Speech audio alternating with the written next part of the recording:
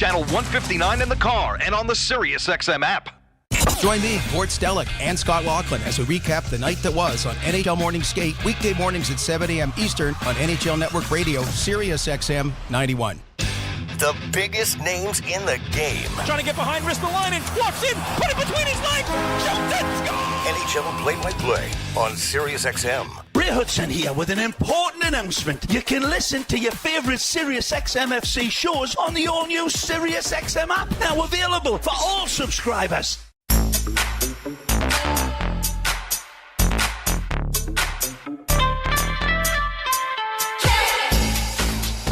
When you kind of go through and you watch the film and the pre-scout and shop and compare, and before Jimmy and now with Jimmy, there's a lot of similarities.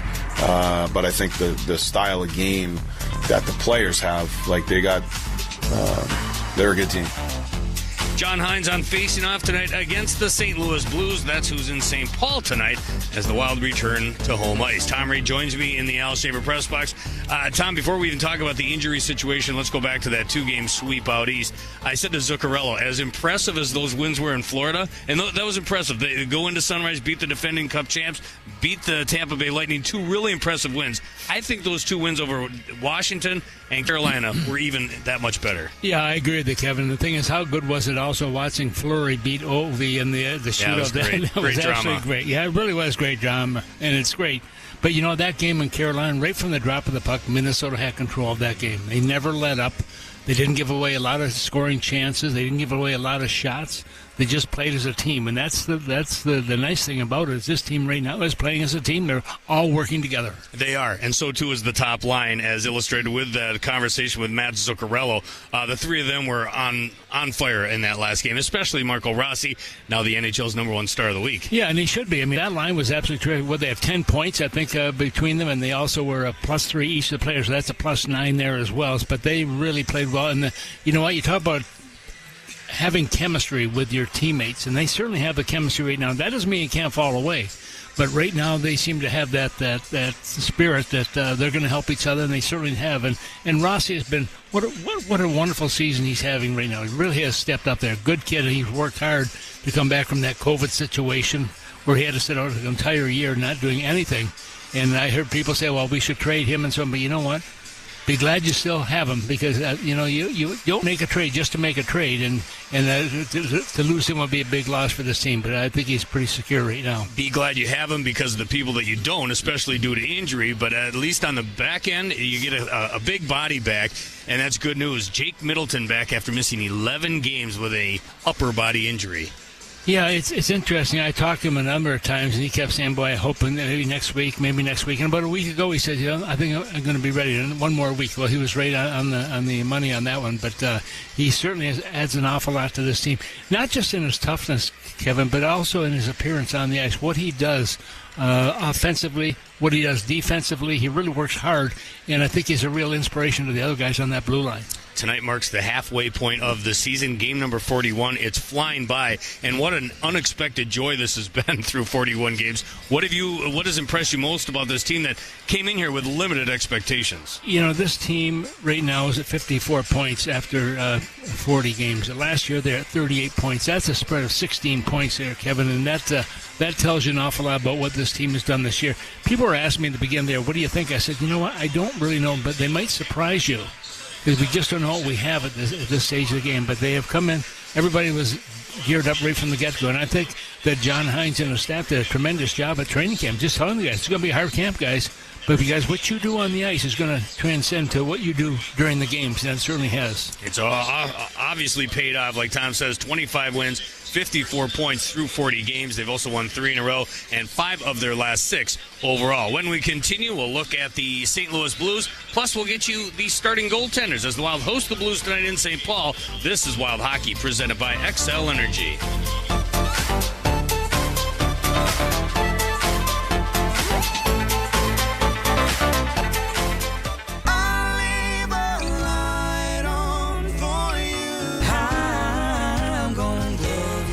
It's Carrie's country. You're just living in it. You can tell Carrie's in her element. These are her people. This is what she loves to do. Carrie Underwood's own channel, featuring live performances, brand new music, and never-before-heard stories from the idol-turned-country icon. You want to hear a variety. You don't want to hear the same songs. You want new things for your ear to gravitate toward. Travel to Carrie's country anytime. Sirius XM Channel 60.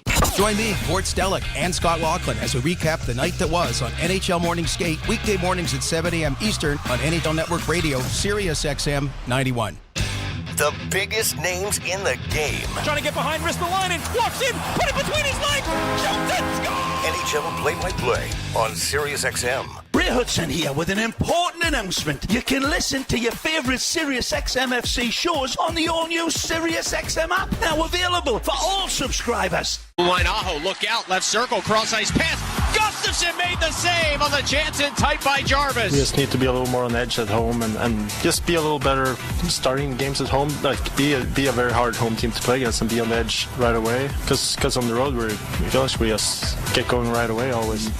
Philip Gustafsson on how the Wild can get some traction on home ice. They'll get another chance this week, including tonight against the St. Louis Blues. Tom Reed has the starting goaltenders, presented by O'Reilly Auto Parts. Tom, who goes tonight for Minnesota? Well, I'm going to see if the guy can score another goal. That's going to be Gustafsson, of course. Remember, he scored his only goal in the NHL back on October the 15th at St. Louis in that 4-1 victory at Minnesota. We'll see if he can do it again. But he will get the call here right now. But you look at him, Kevin, right now, number 4 overall in the NHL. When the goals against average of 2.20, number 3 at the save percentage of 92.6. Been terrific. Yeah, we talk about the rise of Marco Rossi. It's been a complete 180 for Philip Gustafsson this season compared to last. He goes tonight against the Blues. Who goes for St. Louis? Jordan Bennington's going to get the call. We'll see if he can stay on the ice and not get any penalties. Hopefully he doesn't get a few penalties. Maybe get another suspension. But he's the number 1 Blues all-time winner with 152 wins, and he's had 18 career shutouts in his career, of which now he is in his 18th? I'm trying to think what's the year he's in here right now. A lot. That'd be, yeah. I'll have that when we come back. Anyway, I'll figure it out. No worries. Gustafsson versus Bennington. Those are your starting goaltenders. Your lineup report, as mentioned, it's the return of Jake Middleton. Missed 11 games with an upper body injury. He returns to the lineup. How about the St. Louis Blues team, Tom? How have they changed as this year has progressed? It feels like they started off real bad, and suddenly, they're sitting there in the middle of the pack in the Central. Well, they made the coaching change also, and then things have really turned around for this team since that point. They've gone 6 games. He's gone 4-2-0 in that stretch, and the goals for 27, giving up 16, but they've had 4 more goals in 5 of their last 6 games, so they're scoring goals. All right, and while they'll have their hands full, so too will Philip Gustafsson as he takes on Jordan Bennington. The starting goaltenders are presented by O'Reilly Auto Parts. Get your O'Reilly Auto Parts online at O'ReillyAuto.com, or you can find a store near you. Joe O'Donnell joins next. This is Wild Hockey, presented by Xcel Energy.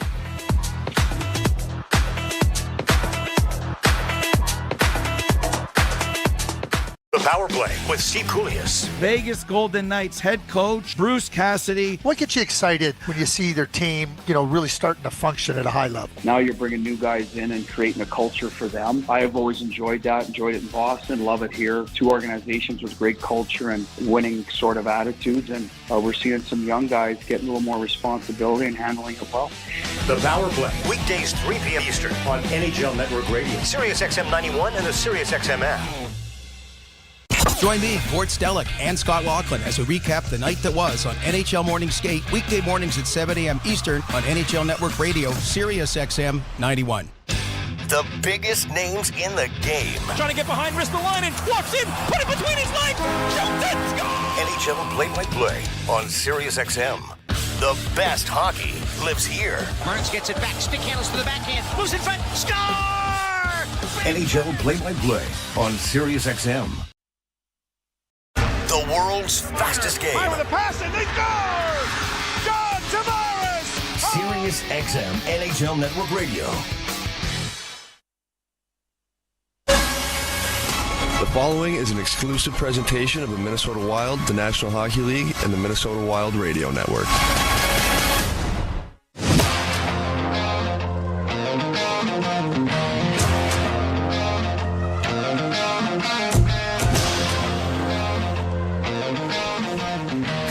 State of Hockey. hockey and friends, and welcome to Xcel Energy Center here in St. Paul, Minnesota, where tonight it's a Central Division collision as the Minnesota Wild take on the St. Louis Blues. Glad to have you along. Welcome aboard, friends. Joe O'Donnell and Tom Reed with you.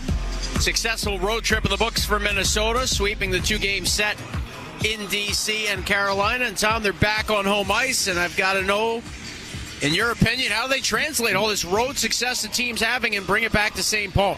You know, they're playing as a team right now, Joe, and that's the most important thing. You look in that locker room, you look at them outside the locker room, they're friends. They're really out there to help each other, and they certainly have shown that. You look at this team also, they played St. Louis twice this year. They beat them back on October the 15th by a score of 4-1.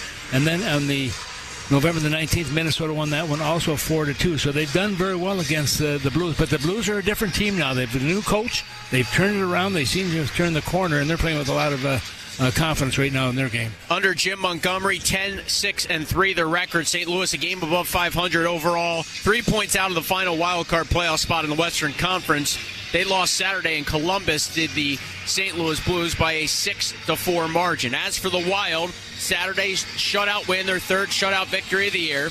Their 12th win in 15 tries against an Eastern Conference team. Gave up just 21 shots in that hockey game. Beat the Hurricanes 4-0 to improve to 25-11-4. And now they're going to get Jake Middleton back.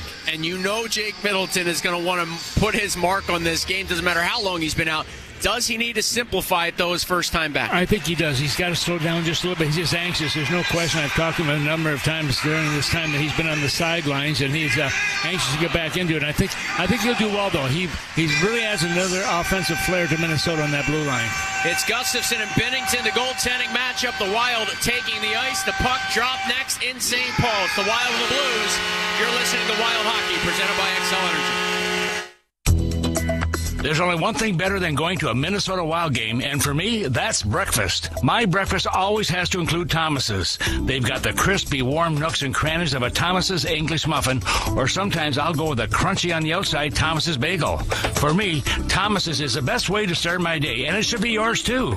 With over 130 years of breakfast under their belt, Thomas's is ready to bring your breakfast to another level, because with Thomas's, breakfast tastes better.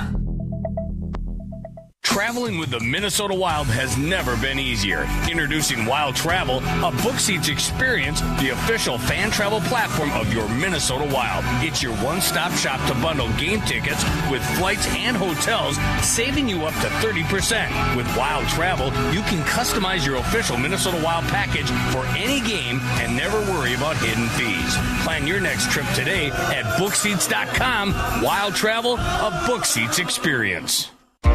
Getting the care you need when you need it should be simple. At Health Partners in Park Nicollet, our clinics, hospitals, and specialties are all connected to give you a streamlined experience. That's because our system-wide health record ensures everyone on your care team is on the same page. And every day, we're offering more ways to make it easier to get great care. Like virtual visits, hybrid preventive care, online scheduling, mobile check-in, Save My Spot for urgent care, and more. Visit healthpartners.com/wild today. Meet MVP Logistics. Proudly rooted in Minnesota, they're like the perfect pass, precise and reliable, delivering excellence from their home rink to yours. MVP Logistics is your go-to team for logistics and supply chain solutions. With over 150 years of industry leadership, their expert team delivers customer-centric strategies with a commitment to winning. Don't play shorthanded. Leverage MVP Logistics to be your most valuable partner in supply chain. Visit MVPLogistics.com for supply chain solutions made simple. Hey Wild fans, this is Jared Spurgeon. And I'm Jake Middleton. Welcome to Minnesota Wild Hockey. Try and find him, he does, and they score! Jake Middleton! Wild Hockey is presented in part by Toyota, official vehicle of the Minnesota Wild. Anderson Windows and Doors, love the life you see. Lock it in and turn it up. Wild Hockey starts now. Opa. Your Bryant Heating and Cooling dealers, doing whatever it takes since 1904. Catalyst Supply Co., building materials and install support. Boost your build. Tria Orthopedics, official team physicians of the Minnesota Wild. Xcel Energy, proudly powering the great state of hockey with safe, clean, and reliable energy. And now, with all the action, here's Tom Reed and Joe O'Donnell.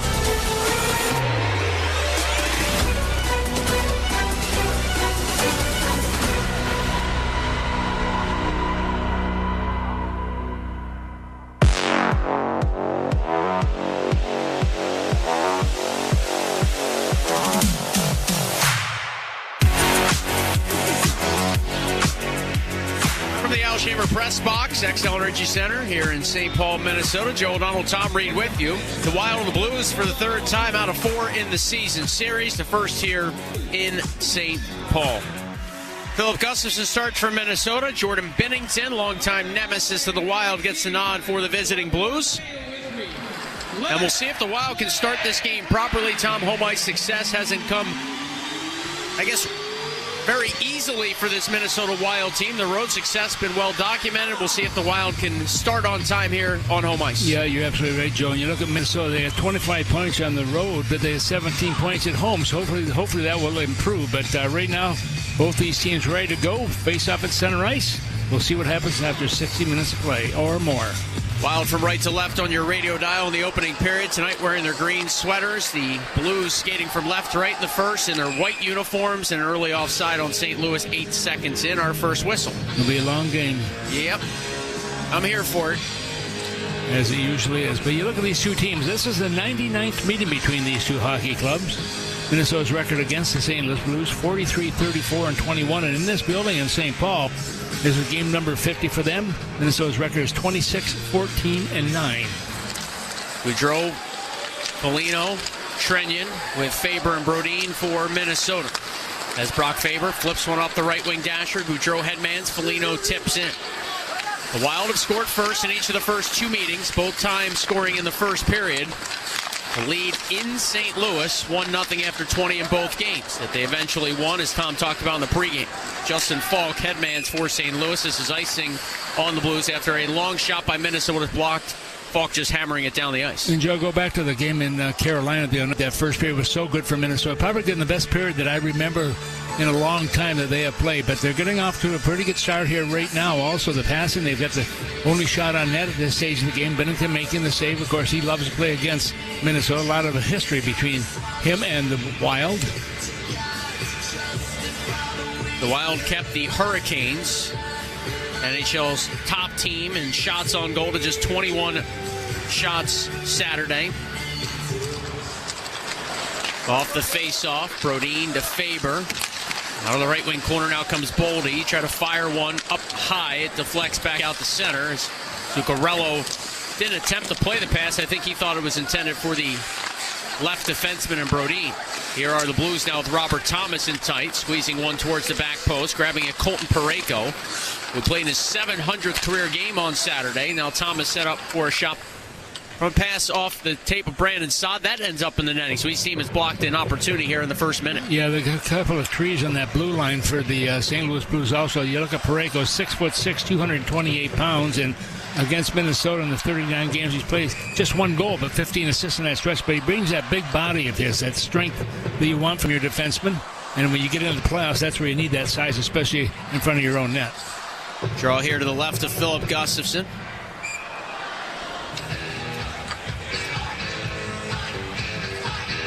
Hartman to take the face-off. Eriksson, Hartman, and Johansson with Bogosian and Middleton. Here's Cam Fowler, newly acquired, off for Parayko's big shot. That's in the glove of Gustafson. Yeah, nice story on Fowler also. This is his first year of the St. Louis Blues. 15 years he has spent with the Anaheim Ducks. Gets called to this hockey club right now. This is game number 1003. But in game number 1000, which was at the outdoor game, had a couple of goals in that hockey game. So he certainly made his presence felt right away. Got 9 points since making his Blues debut on December the 14th. Wild in on the forecheck here. Marcus Johansson centers. Hartman tapped up top. Middleton rolls it along. Bogosian loads, fires. He scores! Zach Bogosian let it fly, and a .23 in. The Wild have a 1-0 lead. Well, good passing play, and there's Middleton out there making the pass across to him. And of course, you've got a 1-0 lead here early in this hockey game. And that's what Minnesota wanted. They want to get that first one. They get it. Comes at 1 minute and 23 seconds of the first period. Bogosian's got that heavy shot from the point. That's his 3rd goal of the season. And game number 889 for him. Just 12 games now from 900. This being one of them.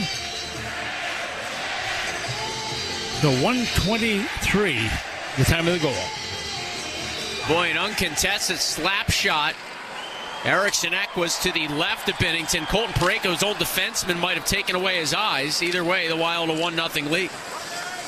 So we're back to live action. Minnesota, when scoring first this year, 16 wins. That's near the top of the NHL, tied for second most first goal wins. Kyrou springs it back. And now it's Philip Broberg. Here's Adam Abrams. Third goal of the season for number 24, Zach Bogosian. Assisted. Here's Rossi darting in left side, a shot. Binnington the save. Loose puck, no whistle. Brodino feeding along, a shot by Merrill, he missed. Binnington was slow getting up. Now a drive by Brodin, that's blocked. It comes free from Merrill, I thought. Wristing one, he scored! Oh, John Merrill bore down, and it's 2-0 Minnesota. Well, thank goodness we've got some defensemen on the ice. He just... Ty Gustafson win goals with his first goal of the season, and that makes it a nice run, certainly for Minnesota. A lot of smiles on the bench, but you got to be careful when you get to this point and you think, oh, this is going to be easy, and you let your guard down for 1 second against this hockey club, and there could be trouble. But this goal coming at 2 minutes and 12 seconds of the first period. Well, Tom Zuccarello was rushing in left side, got a shot off. Rossi got the shot off. Zuccarello went hard to the net. He tried to avoid Binnington. I don't know that he did fully, but another 10 or 15 seconds went by. Binnington never really seemed to sort himself out. The Blues were running around. Merrill missed a wide open net seconds prior. That was pure chaos. But it was good chaos for Minnesota, that's for sure. So 2 goals in the first, 2-12. And the Wild a 2-0 lead over this Blues team. And boy, they nearly made it 3-0. Well, they talked about starting fast at home. So far, so good. Here's Husnudinov from the goal line. Around to the glove side of Binnington. Swerving back to the stick side of the Blues netminder. Murat Husnudinov to the left point for Merrill. They'll scoop it down low. Devin Shore handles for Minnesota. Try to flip it along to Chisholm. Chisholm had to keep Toropchenko from leaving the zone. Let's try this again. Here's Adam Abrams. Season for number 4, John Merrill. Assisted by number 25, Jonas Brodin. Time of the goal, 2:12. Toropchenko over the offensive blue line. Off to Alexander Texe, the former Columbus Blue Jacket, traded this summer by Columbus. The Wild take it away. Off his end wall, Chisholm to Merrill. And now Husnudinov just clearing it out to center, where Parayko and Chisholm come together near the penalty box area. Parayko able to headman. Jake Neighbors twisting off some pressure. Fed the point Parayko. Snapped the shot. Glove save Gustafson. He'll hang on. Yeah, Parayko, just quick wrist shot also. Wasn't one with a lot of velocity to it, but it goes right into the glove of the Minnesota netminder. Gus just grabs onto it, slows things down just a little bit. Face-off so important, obviously, in games like this.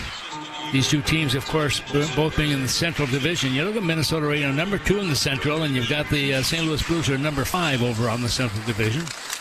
Brodin, left corner of his own zone. His pass was tipped. Goudreau gives it back to Brodin. He'll just rim it out the center. They got past Cam Fowler. The Blues have to chase. Parayko touching it along for Fowler. Just swings it ahead. In the neutral zone, Goudreau's there for Minnesota. Lifted it through neutral ice. Bolduc trying to carry ahead. Trenyon picked his pocket. Drops it back to Faber. Shifted along for Brodin. A quick pass ahead that Freddie Goudreau tips in. Trenyon, the first man there on the forecheck. Laid it around the wall. Trying to tie it up for a moment was Johansson. The Blues come along. Robert Thomas skates into the offensive zone right side. Flicked it behind the net. A return feed now for Thomas. He'll bat it back to Saad. At the blue line, Falk a shot. Stick save Gustafson, directing it to his right, and Hartman chips it out to center. Yeah, good play also by Gus. Just got the puck into the corner. Minnesota gets it out of the zone right away. Offside are the Blues trying to re-attack here with 4:17 gone by. And the first shots are 3-2 Minnesota. The Wild an early 2-0 lead. Well, attention to our season ticket members. Once again, we're going to reward you for listening all season long with Forever Wild reward points. Enter the code FABER. That's FABER as in Brock. To receive 100 bonus points on your account, that offer will end at midnight tomorrow. Understand they had about 8 inches of snow in St. Louis a couple of days ago. We've had nothing here, but keep it down there. They've got 5 snow plows in the whole city. Part of the reason why the Blues elected not to go home after smart move their game in Columbus to deal with the inclement weather. They came here and had a good practice day yesterday. Jim Montgomery telling the local media today that thought his team would get off to a good start because they had good energy this morning at morning skate. They had a great practice yesterday by all accounts, but didn't exactly pan out the way the coach was hoping. The Wild scoring twice in the first 2:13. The Blues lobbing one along now for Thomas, gapped up at center ice by Middleton. Zuccarello then stole a pass from Thomas. Pushes it back for Middleton. D to Bogosian. Snap back again for Jake Middleton. Onto the tape of Boldy, where he'll weave it back to Bogosian. Launched it up left side, Zuccarello. And Marco Rossi. He's checked off the puck, and Jordan Kyrou carries the Blues ahead. Kyrou flicks it to the late help coming Philip Broberg. One of two players from the Oilers that Blues GM Doug Armstrong signed those offer sheets in the summer, kind of shocking the hockey world. The other, Dylan Holloway, as Gustafsson fends away a long chance, and the Wild play the rebound out center. And here is Holloway right on cue. Weaving back in. Handed the puck to Kyrou. A long shot tip. Gustafsson made the save. And Eriksson pounds the rebound out the center as he's run by Braden Shen. Bursting back over the blue line comes Kyrou. Left circle from his vantage point. A little backhander is in the glove of Philip Gustafsson. Boy, you mentioned Holloway also, Joe. You look at his record last year with Edmonton. 38 games he played. He had 9 points, 6 of those being goals already. He's got 29 points in 41 games for the Blues. 14 goals, 15 assists. And right now, a little bit of a streak also in the last 3 games. He's picked up a goal and also 4 assists in that stretch. So you get it in spurts right now, and he seems to have the mojo that they're looking for from him right now. Did have 5 goals in 25 Stanley Cup playoff games with the Oilers last year in their run to the final. But the Blues sort of buying low on him with the offer sheet as Texier drive off the draw. That's in the glove of Gustafsson, who I guess not much of a surprise, Tom, looks ready for this one again. Yeah, he's been so focused this year. He came in ramp in great shape, and I don't mean just physically, but all the mental part of it too. He knew it was a tough year last year, and he vowed that he would be ready once the puck dropped this year, and he certainly has been. He's been the strength of Minnesota all season long between the pipes, and he's got a good backup also. And you look at Marc-Andre Fleury, the oldest player in the National Hockey League. Second oldest is Ryan Suter, who plays for the St. Louis Blues. Hartman blocks a shot. It kicks out the center, but Hartman hobbled a bit. Will just work his way slowly to the Wild bench. Speaking of goaltending, the Wild with a .910 team save percentage, second to only Winnipeg in the entire NHL. Here is Suter through the neutral zone to a smattering of boos. He'll play it in. Chisholm to Merrill. Backhanded pass up along the right wing boards for Ben Jones. Jones over the blue line with Eriksson coming late. Handed that way. Eriksson a shot block. It came back to Eriksson, just able to tap it in front. Binnington on top of it. Meeting of the minds here to the left of the Blues goaltender. And we've reached our first timeout on the ice. 13:37 to go in the first. The Wild, a 2-0 lead over the Blues here in St. Paul. You're listening to Wild Hockey, presented by Xcel Energy. 24/7 Hockey Talk. To understand that you are allowed to legally still check the head, not just the head. The head by itself is a penalty. If you wanted to change it, that would be like in the IIHF. That's probably a penalty at the Olympics. That's probably at the World Juniors. That guy's gone and suspended. I ask you, do you want that? Sirius XM, NHL Network Radio. Sirius XM 91. And on your schedule with the Sirius XM app. Join me, Gord Stellick, and Scott Laughlin as we recap the night that was on NHL Morning Skate, weekday mornings at 7 a.m. Eastern on NHL Network Radio, Sirius XM 91. The biggest names in the game. Trying to get behind Ristolainen, walks in, put it between his legs, shoots it, score! NHL play-by-play on Sirius XM. Join me, Scott Laughlin, and Gord Stellick, along with former NHLer Mike Johnson for NHL Morning Skate, weekday morning, 7 a.m. Eastern on NHL Network Radio, Sirius XM 91. Under review. So I always crack up when people go, I got a 4th and a 5th and a 6th. And yeah, and Charlie Brown got a rock. I'll take the 4th, 5th, and 6th over the rock. If you miss on your first round draft pick, it can happen. You miss the second time, what are we doing here? You miss the third time, you should be fired. What are you doing running your team's draft? No excuses. Under review with Mick Kern, 11 a.m. Eastern on NHL Network Radio, Sirius XM 91, and the Sirius XM app.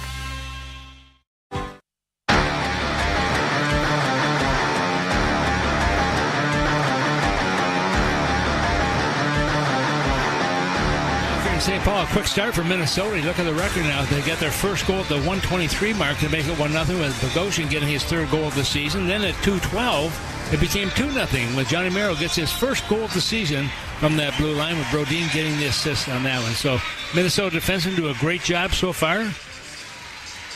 They've got both of the goals for this hockey club. Right now the face-off is going to be deep in the St. Louis zone to the left of Jordan Binnington, who's had a pretty good record against Minnesota over the years. He's played them 18 times. He's gone 10-6-1 with a 2.74 goals against average. Just one shutout in that stretch. Boldy, Zuccarello, Rossi, Middleton, and Bogosian for the Wild. I don't know how much Jake Middleton and Zach Bogosian have played together in the year plus that Bogosian has been with the Wild, but they're out there together now, and I'm sure they'll sort out any tendencies or what have you. That's a shot off the mask of Gustafson, rescued by Ross. And now Zuccarello at the red line left side, smacks it in. Boldy to it, tapped off his tape. Rossi tries to battle for it. Blues come up with it. Pavel Buchnevich tosses it in. Gustafson out to smack it off his end glass. Boldy right side trying to cut past Robert Thomas. That's taken away. Drive by Fowler. Kicked out by the left pad of Gustafson. Rossi pokes the rebound ahead. Where Zuccarello whipped it up ice. It's Boldy in the slot, wristing a shot. Binnington the save, and the rebound careened off Boldy somewhat incidentally and deflected just wide. But Minnesota's passing's been so good in this first period. Good tape-to-tape passing with hitting guys who are on the fly. Brodin on a neutral zone regroup along to Faber. Now a pass for Zuccarello. Waits a few moments. Red line left side and then crunched it in. Foligno fresh off the bench. Rumbles to it on the forecheck. Colton Parayko bumped by Foligno as it's turned out through center. Bouncing puck sends Faber back in his own slot. Brock Faber will wheel it along to Brodin, who headmans for deflection in red line left side by Foligno. Binnington with his goal stick off to Broberg. That pass turned over. Down low, it comes the way of Trenyon. Bothered by Broberg as it's shifted off the boards and back through the neutral zone. Where Neighbors buzzes in. Faber back. Faber trying to chunk it free, then lost his footing. Zach Bolduc played it behind the Wild net. Brodin was quick there to step to it. Now Foligno deep in his own left wing corner, leaves it back for Brodin. Rimmed it around his end wall. Neighbors and Faber come together. Goudreau now checks his man, Oscar Sundqvist, the former Wild forward. Sundqvist with a feed, stolen by Brodin. Got it to Foligno. He lost it. Bolduc left circle a shot. Kick save Gustafson. Bolduc to his own rebound.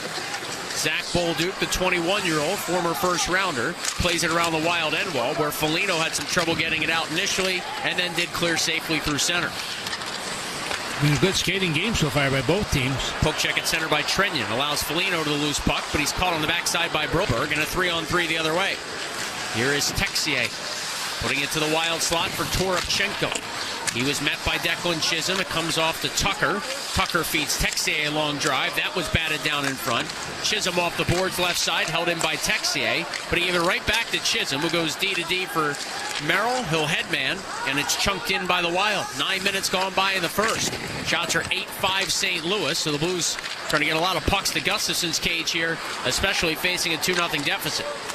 Bogosian through center ice. Ben Jones rattles it in. Back is Tyler Tucker, former 7th-round pick. He'll use a left-wing breakout to get the Blues out through the neutral zone. Kyrou chases to a puck now. Middleton there just ahead of him. Middleton able to muscle it along. Bogosian smacks it rink wide. It'll careen out to center. Parayko, D to D to Fowler. And now Kyrou, who had his pass stolen by Marcus Johansson. Johansson's feet rattle right back to Kyrou. Set up Holloway for a shot, and he pushed it wide. Blues drive it deep in the Wild zone. It kicks loose. Johansson feeds Eric Sinek. Eric Sinek floating one into the offensive zone. Of course, he had a power play goal, a big one in Carolina Saturday to Joel Eric Sinek. The Blues now attacking here. Kyrou over the blue line, dancing left circle. A backhanded shot is in the glove of Gustafson. Yeah, a lot of back pressure by Minnesota as the puck coming into the Wild zone. Gus once again grabs onto it. Right now the shots are 8-5 in favor of the St. Louis Blues, but Minnesota has a 2-0 lead. 10:05 to go in the first. We have Wyatt Smith on after our first period tonight. Of course, now a scout with the Tampa Bay Lightning. They have struggled as of late. They've lost their last 4 games, and see if turn around. Maybe it's the scouting department. I'm not sure causing that. We'll ask the question. I'm sure he'll know. I'll make sure that the question comes from Kevin. Yes, of course. Here's Robert Thomas for St. Louis. An angled shot that went wide. Reaching out, the hold in is Broberg. He'll wrist it behind the net. Robert Thomas waiting for it. Thomas trying to spin away from Brodin. Brodin now stapling him to the glass. Rossi supported well defensively. Floats one off right side. Zuccarello flicks it out to center. Broberg will pick it up. +7. 2 points over his last 5 games. He starts to rush ahead. A wrist shot from long range by Saad. Flexed away by Gustafsson with his right arm. Saad gets another feed deep in the Wild zone. Fed it up top for Falk. Falk with a shot. That goes wide. Zuccarello charging to it. Deep in his own zone. Will push it through his own low slot. Brodin was there. He'll motor free, and Rossi carves it ahead in open ice. Wild change behind the play. Boldy in on the forecheck. Sliced one out in front, but nobody there with the Wild changing. And now St. Louis has it. Bolduc to peel back and wait at his own left circle as the Blues change on the fly. Yeah, I think St. Louis has really settled in here. Now, the little spotty at the beginning stage when you're down 2-0 like that, but they seem to have found their mojo at this point. Gustafsson with his goal stick. Worked it up the left wing boards. Eventually it's Chisholm over the blue line, right circle. A shot, big rebound off the pads of Binnington. St. Louis rescues it. They give it away to Foligno. Looked like he was hooked a bit. Chisholm holds the line. Left wing corner, Trenyon offensive zone. Back to the point, Chisholm takes a look, fires a shot. Binnington juggled that one. Boy, as clean as Gustafsson's been at one end, Tom, Binnington's had some trouble at the other. He really has, and that's what you want to keep on shooting and hoping that there's going to be rebounds, but you've got to have guys going towards that area to get those rebounds. Chisholm and Merrill play catch as both teams change here. 8:20 to go in the opening period. The Wild with a 2-0 lead. Chisholm, a right wing breakout pass. Middleton, headman. It's Jones now off a tip, throwing one in front for Hustadinov, and he was bottled up. It went just wide. Texier counters. He'll find the weak side D. Parayko try to backhand it in. Bogosian blocked that. Toropchenko, the big Russian, races to it. But Devin Shore pinned him up. Moseyed it through the Wild slot. Jones quickly up along the right wing boards. Hustadinov gapped up by Parayko right by the Wild bench, and that slowed down that rush. So the Wild try again with Bogosian feeding the left side for Jake Middleton, shy of the red line. He scooped it along. Jones flips it in. A bouncing puck. Eriksson Ek able to get to it. Joel Eriksson Ek around the net of Binnington. He rolled it to the back post, and Johansson couldn't find it. Blues turn it over. Eriksson Ek hammers it around the boards. Chisholm, a great keep at the right point. Boy, really raced over and labeled it back down low. Eriksson Ek trying to center. That was swiped away by Parayko. Cuts to his left. Dances out through center. And then pitchforked it in as he hit the red line. Gustafsson sets it up on a tee for Brodin. Left wing pass, Johansson. Filtered it free, it's Hartman. Over the blue line, left side, a little chip and chase. Back is Broberg to steer it around the wall. Braden Shen was bottled up by Johansson. The Blues have to come deeper in their own zone now. Broberg speeds to his left and squeezes out the center. Kairu's got it with numbers. Kairu in left circle, waiting a backdoor pass. And it jumped away from Shen, and the Wild get out of the woods there. Well, they did. They gave up that odd man rusher. We haven't seen too many of those against Minnesota in the last few games. In fact, it's one of the things that Blues head coach Jim Montgomery said today when talking about the Wild and really the mark of any good team. They don't give you many odd man chances against. As the Blues here attack, Buchnevich scores. A cross ice pass for Pavel Buchnevich, and he beats Gustafsson, I believe, short side to make it 2-1. And that's all it takes to get them back into the game here. And they've skated very well since giving up the 2 goals, and they certainly put a lot of pressure in the offensive zone. Buchnevich did a nice job of taking that just one time. It looked like on the short side, as you called it, Joe, and with that, Buchnevich gives his team a chance and gives them more life right now. He scores a huge goal for them to put them just 1 goal back right now. That's his 10th goal of the season. And now he's on a streak right now in the last 4 games, picking up a goal and 3 assists. This one coming at 13:26 of the first period. 27 goals last year for Buchnevich, the former Rangers draft pick. And Tom, I would even contend that the Blues, despite falling behind 2-0, have been pushing the pace and have had some good looks in the offensive zone. Just Gustafsson was so good where Binnington, maybe not so much. Blues looking to get this game tied now. Assad threw one in front, and Buchnevich had it just tipped away. It's a foot race now out in open ice. Rossi thrown down. It's a 2-on-0. Middleton with Boldy. Middleton in fire. Binnington the save, and the rebound bounced away. Here's Boldy back of the net to Rossi right circle, shooting, and that was blocked in front. Middleton to the carom. Left wing corner now, Boldy. Boldy tried a cross-ice pass, and that tips out of play. So, boy, talking about Binnington maybe not off to his finest start. He just made a huge save. Yeah, he certainly did. Minnesota had a chance there, couldn't connect. 5:56 to go in the first. The Wild 2, the Blues 1. Got a little bit of everything so far in the opening period from St. Paul. You're listening to Wild Hockey, presented by Xcel Energy. So, after you lift weights, your body keeps burning calories for hours post-workout. Oh, like a BMO Savings Builder account. What? With BMO, I can get a reward every month I save. So, you're getting an extra reward for the work you've already done? Exactly. Plus, BMO gave me a cash bonus when I opened a checking account. That's a flex. This is a flex. Check out these pythons. Pump up your savings with BMO. Conditions apply. Learn more at BMO.com/kickstart. Accounts are subject to approval and are provided in the United States by BMO Bank N.A. Member FDIC. BMO. You have a plan for your business and a vision for its future. So it's important to have a banking partner that works to understand all of your goals and what it will take to help you reach them. Work with a banker who is dedicated to listening first and providing insightful, personalized advice that's right for you and your business. Work with Bremer Bank, because understanding is everything. Put us to work for you today at bremer.com. Scoreboard update. Good start for the Wild here in St. Paul. I think you could say it's a pretty good start for the Oilers tonight in Boston. It's 3-0 with 2.5 minutes left to go in the second. Oilers all over the Bees. Adam Henrique with a pair of goals. He's up to 5 on the season. Connor McDavid adds his 16th of the year. Elsewhere in the Central Division, the Stars and Rangers are deadlocked at 3 apiece in New York. 4:02 left to go in the second in that one. Maple Leafs trail the Flyers 1 rip in Philly. Lightning up to a 2-1 lead against the Hurricanes midway through the second. That's it. Back to Joe and Tom. Well, Hockey Day Minnesota is back. Join the Wild on January the 25th as they take on the Calgary Flames. All fans in attendance will receive a Wild branded hoodie.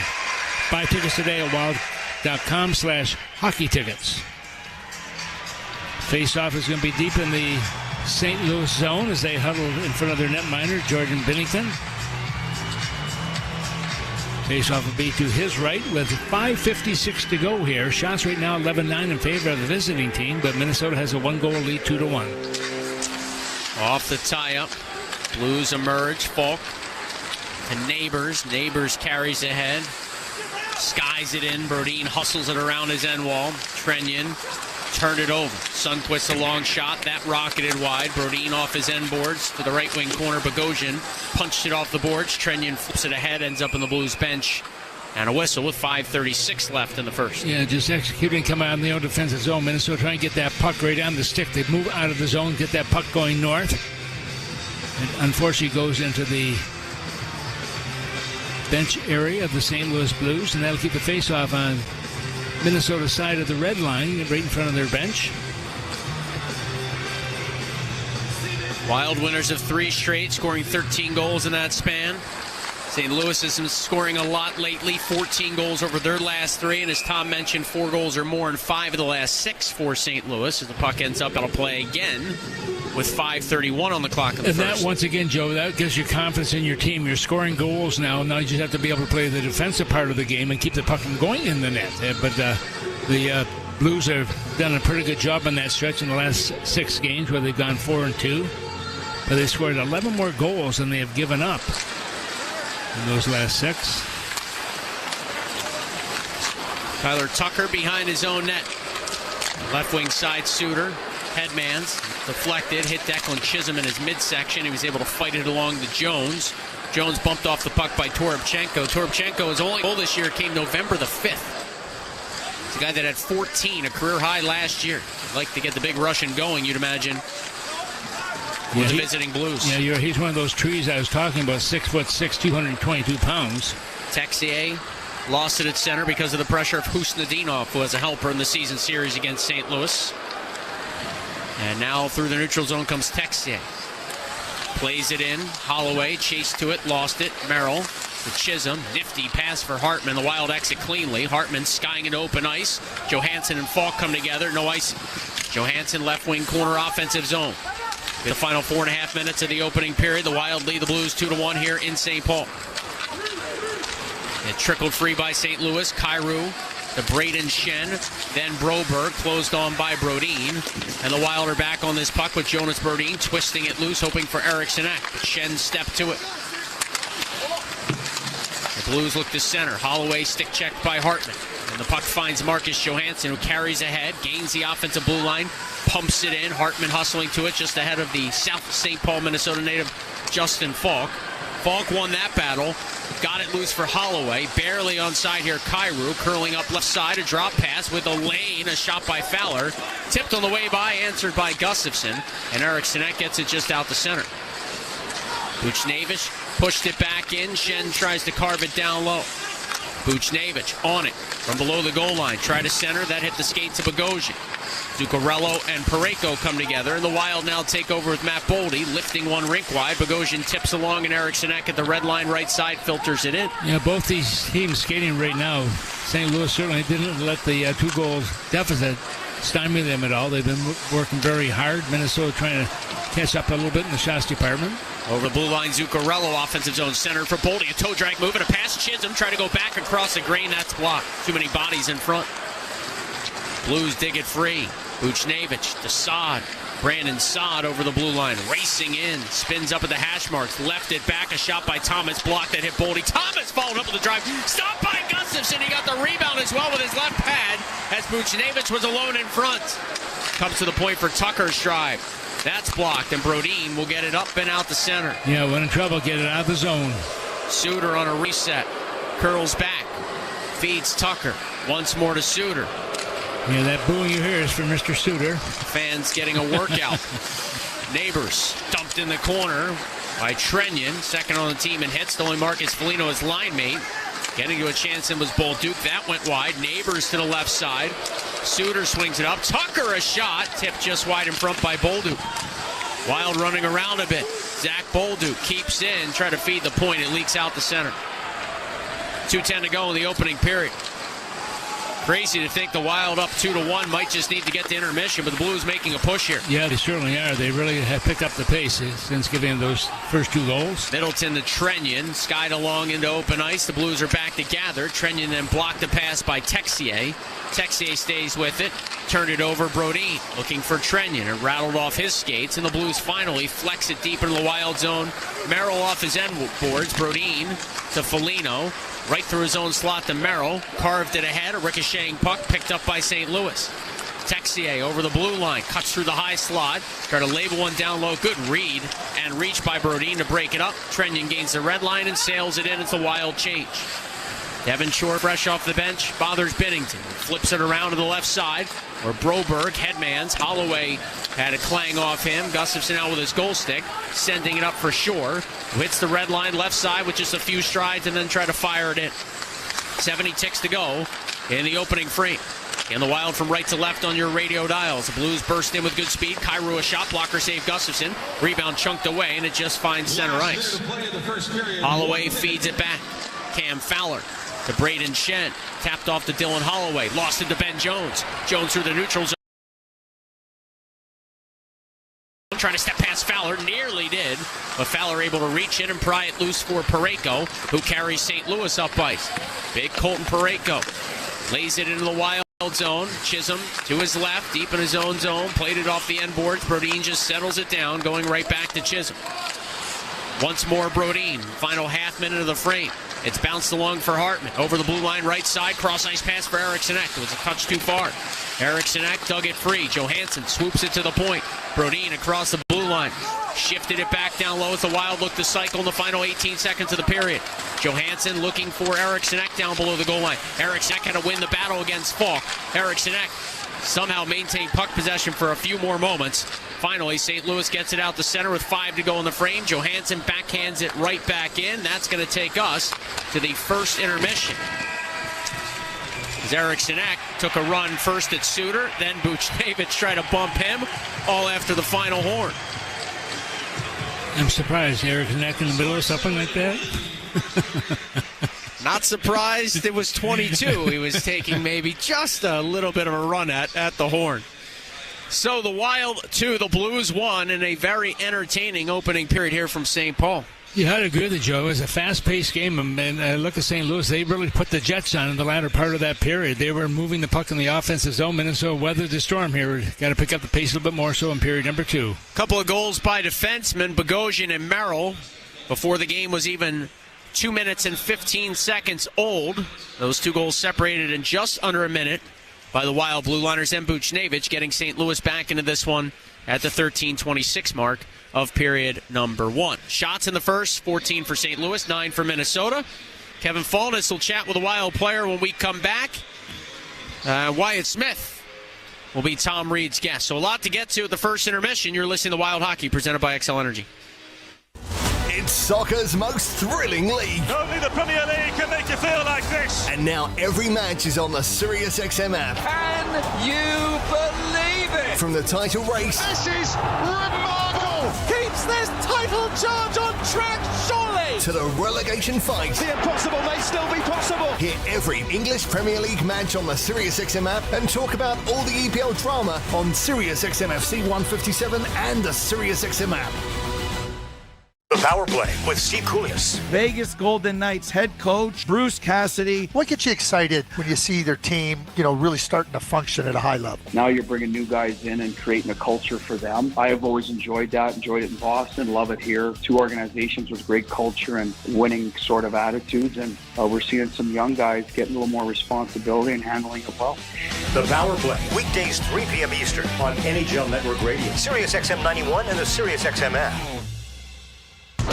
Hockey 24/7 on SiriusXM NHL Network Radio. The only two players in the history of the National Hockey League that have 600 goals, 1,600 points, 3 Stanley Cups, and 2 Conn Smythes. Wayne and Sid. Just it absolutely blows your mind how good Sidney Crosby is and how much we take him for granted. SiriusXM NHL Network Radio, SiriusXM 91, and on your schedule with the SiriusXM app. The UEFA Champions League is back on SiriusXM FC, and this year it's bigger than ever. Absolutely ridiculous from Real Madrid. Merseyside magic from Mo Salah. Now with more matches featuring soccer's most iconic clubs as they battle it out for European supremacy. What a start for Inter! Haaland scores the hat-trick! From the league phase to the final, the Champions League is on SiriusXM FC 157 and the all-new SiriusXM app. The big names are on NHL Network Radio.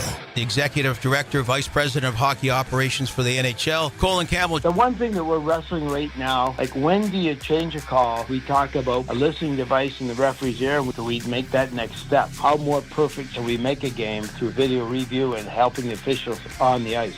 SiriusXM NHL Network Radio, SiriusXM 91, and the SiriusXM app.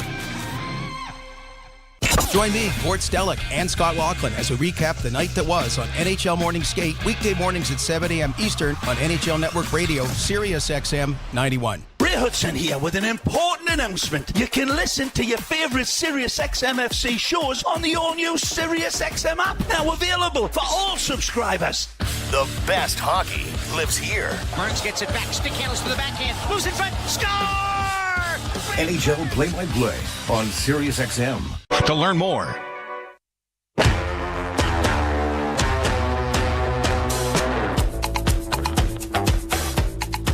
Wyatt Smith along with Bugard and Hall. Smith wins it, gives it for Schultz. Schultz along on a board. High slot. Smith shoots, score! Wyatt Smith guns one past center, and it's 4-1 Minnesota. You remember that? Well, I should. I only scored 10 That's the voice of voice of Bob Kurtz. Yeah. So that would be early on in your career. Well, that was what? I only played here 1 year, so 07, 08, or somewhere around there. Anyway, Wyatt Smith, our guest here right now, he is now a scout, pro scout with the Tampa Bay Lightning after being 13 years with Vancouver Canucks. Do you find a big difference between one organization to the next? I mean, every organization's professional, but yeah, there's little quirks that I've come to learn that each organization does differently. But it's pro hockey and pretty standard. Yeah, you were born in Thief River Falls and had your high school hockey in Warborough, which has been known for having some pretty good hockey players over the years, and that's got to be fun. Because Thief River Falls, of course, that was the site of the World Juniors just going back a few years ago, and of course Minnesota is going to get that coming up next year. Did you get a chance to watch the World Juniors on TV at all, or attend any of the games? I did not attend. I saw them on TV. I've always been a fan. I was fortunate enough when my age was right around there. I got to play 2 years, so that was something I'll never forget. But yeah, I'm just glad that it's coming back to Minnesota because it's a great fan base here, and it's always a great tournament. Yeah, really looking forward to it. I mean, you look at the talent out there, too, because, I mean, a lot of these kids playing in this game or the other games in the NHL today had their time with the World Junior Championships going on. Yeah, absolutely. I mean, and obviously with the U.S. winning it, 2 days ago and making it back-to-back gold medals for that, that's huge for USA Hockey, and so it's great that it's going to be here in the U.S., especially in Minnesota. Yeah, it's the first time they won back-to-back. The U.S. has in winning the World Junior Championship, and it's interesting. You almost hate to see somebody lose in a game like that because they beat Finland in the overtime, but it obviously worked out the way you'd like it to work out. Well, of course. I mean, there's always got to be a winner. There's always got to be a loser, and it's way better being a winner. So, that's great. I mean, USA Hockey is, they've got the program in Plymouth, Michigan that they've directed at winning, being more successful in the international game, and I think it's paying off. Yeah, you, of course, with your college hockey at the University of Minnesota for 4 years. Back then it was the WCHA in those years, and you came, of course, to the pros, and you had a chance also to play for the Wild for a year, and I think Jacques Lemaire was your coach at that time. Yep. What was he like as a coach? Quiet, stern, but, I mean, I tell everybody that whenever they ask, I'm like, they ask me who the best coach to play for, and I have a couple different aspects of that, but I'll say like Jacques was the smartest. He could think on his feet and come up with things that would help you during the game, in the game, that you could work on during practice, that you really didn't think much of it, but then later on, as it started to sink in, you realize he was a brilliant hockey guy. Yeah, there's a reason he has 11 Stanley Cup rings, and 8 of those as a player, so that tells you something. And of course, you said you also played under at Wilkes-Barre Scranton when John Hines was there as the assistant coach. How would you describe his? He's similar. He was assistant coach there, so he was probably a little bit more involved with the players, but still, he was the PK coach, worked with the forwards, and those are obviously I was a forward and was on the PK quite a bit, and he was easy to. He communicated really well. He pushed you in the right way. You always felt like he was in your corner, and I think we talked just off the air about his record as an NHL coach. I think that has translated to this, and obviously with the Wild this year, with the success they're having, I think he's a big part of that. Yeah, I think you're right. And you go back, and I think Doug Rasbro, when he's the first GM here, bringing a coach in like that really had the respect of the players because they knew who he was and what he brings to the table. And I had the privilege of playing against him for so many years when I was with the Blackhawks with the North Stars, and he was, of course, with the Montreal Canadiens. But it's interesting how you get different vibes from different coaches, too, and how they conduct themselves, especially in front of the players. Yeah, absolutely. And I think that's a key aspect to because each player is different, each coach is different. Your head coach is different than your assistant coaches, and you just have to try find a way to gel together and be successful together. Well, look at these two teams tonight. What was your analysis of the first period between these two clubs? Well, Minnesota came out hot. Obviously, get up 2-0. Couple, odd goals on Binnington as the capable goalie that he is, but I think St. Louis settled down and ended up being a good period for both teams. Obviously, talking about coaches, I think both these coaches have really good structure with their team, and you can see that with the play of the players. Yeah, I look at John Cooper, of course, in Tampa, and what he's brought to the table. Never played in the NHL, but here's a guy that whatever he brings, obviously, it's inspiration to the players. Got some Stanley Cups along the way, too. Yeah, absolutely. I was fortunate enough to meet him for the first time this summer when I was down in Tampa for some meetings, and charismatic guy. You can just tell, just seems like, obviously I think he's a smart guy. He's a smart coach. He understands the game, understands what he needs to get out of each player, but it just the way he was in our room and involved, and you can kind of see how players would play for him. Wyatt Smith, our guest here, born in Thief Falls, plays college hockey at the University of Minnesota with the Gophers, and you watch the progression of players as they come out also, and how much fun it is to watch the players when they develop to get to the National Hockey League. Yeah, it's interesting, especially with my time with Vancouver as a scout. I was in the amateur side, so I was, watching kids, and it's actually kind of translated into my position here now as pro scout with Tampa that you see those guys, and either they progress or they don't. A lot of them do. Yeah, Wyatt Smith, our guest here. Wyatt, thanks for being with us, and for being our guest here. I'm going to turn you over to Kevin Fallness, and he'll take care of the rest. All right, perfect. Thank you. All right, thanks, Tom. Yeah, down here by the Wild locker room with Wild defenseman Zach Bogosian. Good first period, action-packed for sure. You guys came out like a house on fire to begin with. They kind of picked up the slack in the end. How'd you break down the first 20 minutes, Zach? Exactly that. I think we got off to a good start, and then Gus made some huge saves for us to keep us with the lead. So we got to kind of tighten up those areas on the rush. But I like our game. We're trying to play fast, play north. And make sure that we're getting that puck all the way down to their goal line and going to work from there. Do the defensemen take it personally when a forward gets the number one star of the week? You guys say, well, we can do it too. You're on the board. John Merrill's on the board. Middleton has a breakaway. Really? Yeah. I know. Yeah, the boys are buzzing back there. Obviously, super fun style of hockey for us to play. We have a ton of great guys and great players back there. So it's kind of funny how things work in the locker room. Defensemen and forwards, there's two different groups, but we're all pulling for each other, but especially that D-core. We're a tight group back there. And you get Middleton back. Have you played with him much this year? I don't think you have. No. I think our styles are, pretty similar, so I think it's going to be, fun to, get to play with him a little bit. Easy to communicate with and easy to read off of. So, right now we're, down to 5D at the moment. We're kind of playing with everyone, so we just got to get everyone involved. Thanks, Zach. Thank you. There you go, Zach Bogosian joining us in the intermission. For doing so, we'll get him a gift certificate down to Tom Reed's Hockey City Pub. Wild lead the Blues 2-1. Full recap is next. This is Wild Hockey presented by Xcel Energy.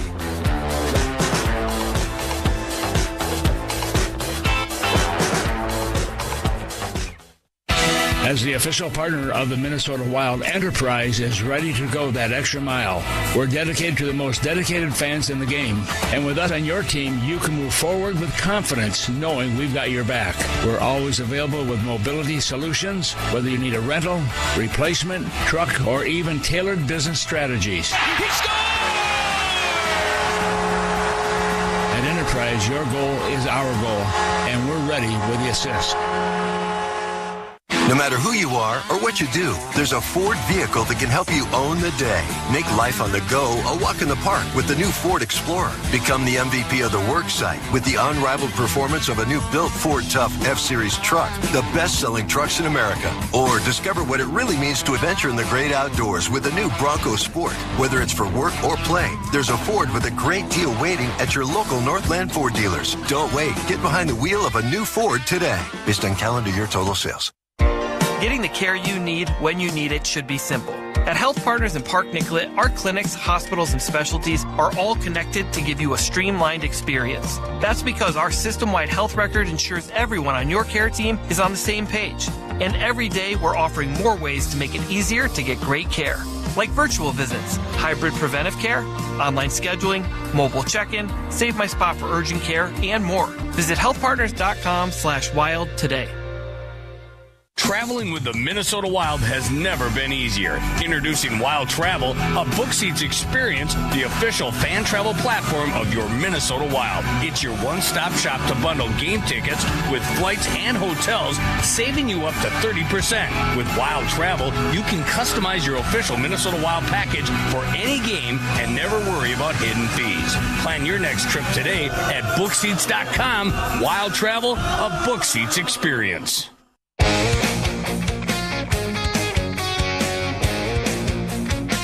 Wild lead the Blues 2-1. Let's pause 10 seconds for station identification. You're listening to Wild Hockey presented by Xcel Energy. Before, during, wrist fars in, shoots deflected, they score! Lives here. Sirius XM NHL Network Radio.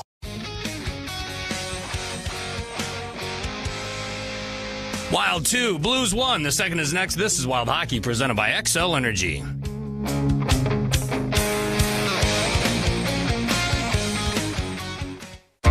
Getting the care you need when you need it should be simple. At Health Partners in Park Nicollet, our clinics, hospitals, and specialties are all connected to give you a streamlined experience. That's because our system-wide health record ensures everyone on your care team is on the same page.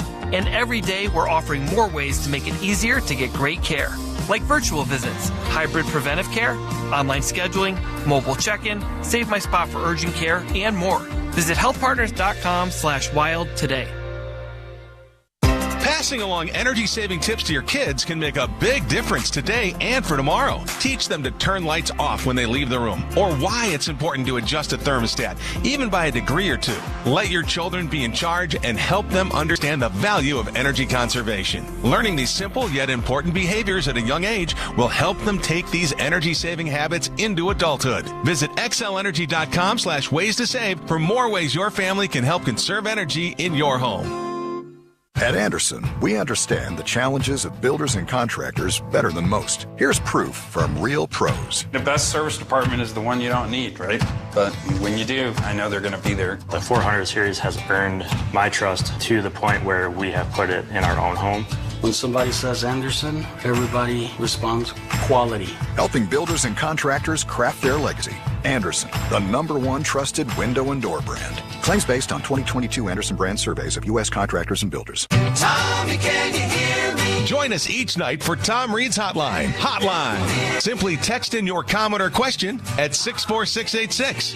That's 64686. One lucky fan will win dinner at Tom Reed's Hockey City Pub or a pair of tickets to an upcoming Wild game. Tommy. You can't win if you don't send in your question. So text Tom right now at 64686 and listen to tonight's Hotline.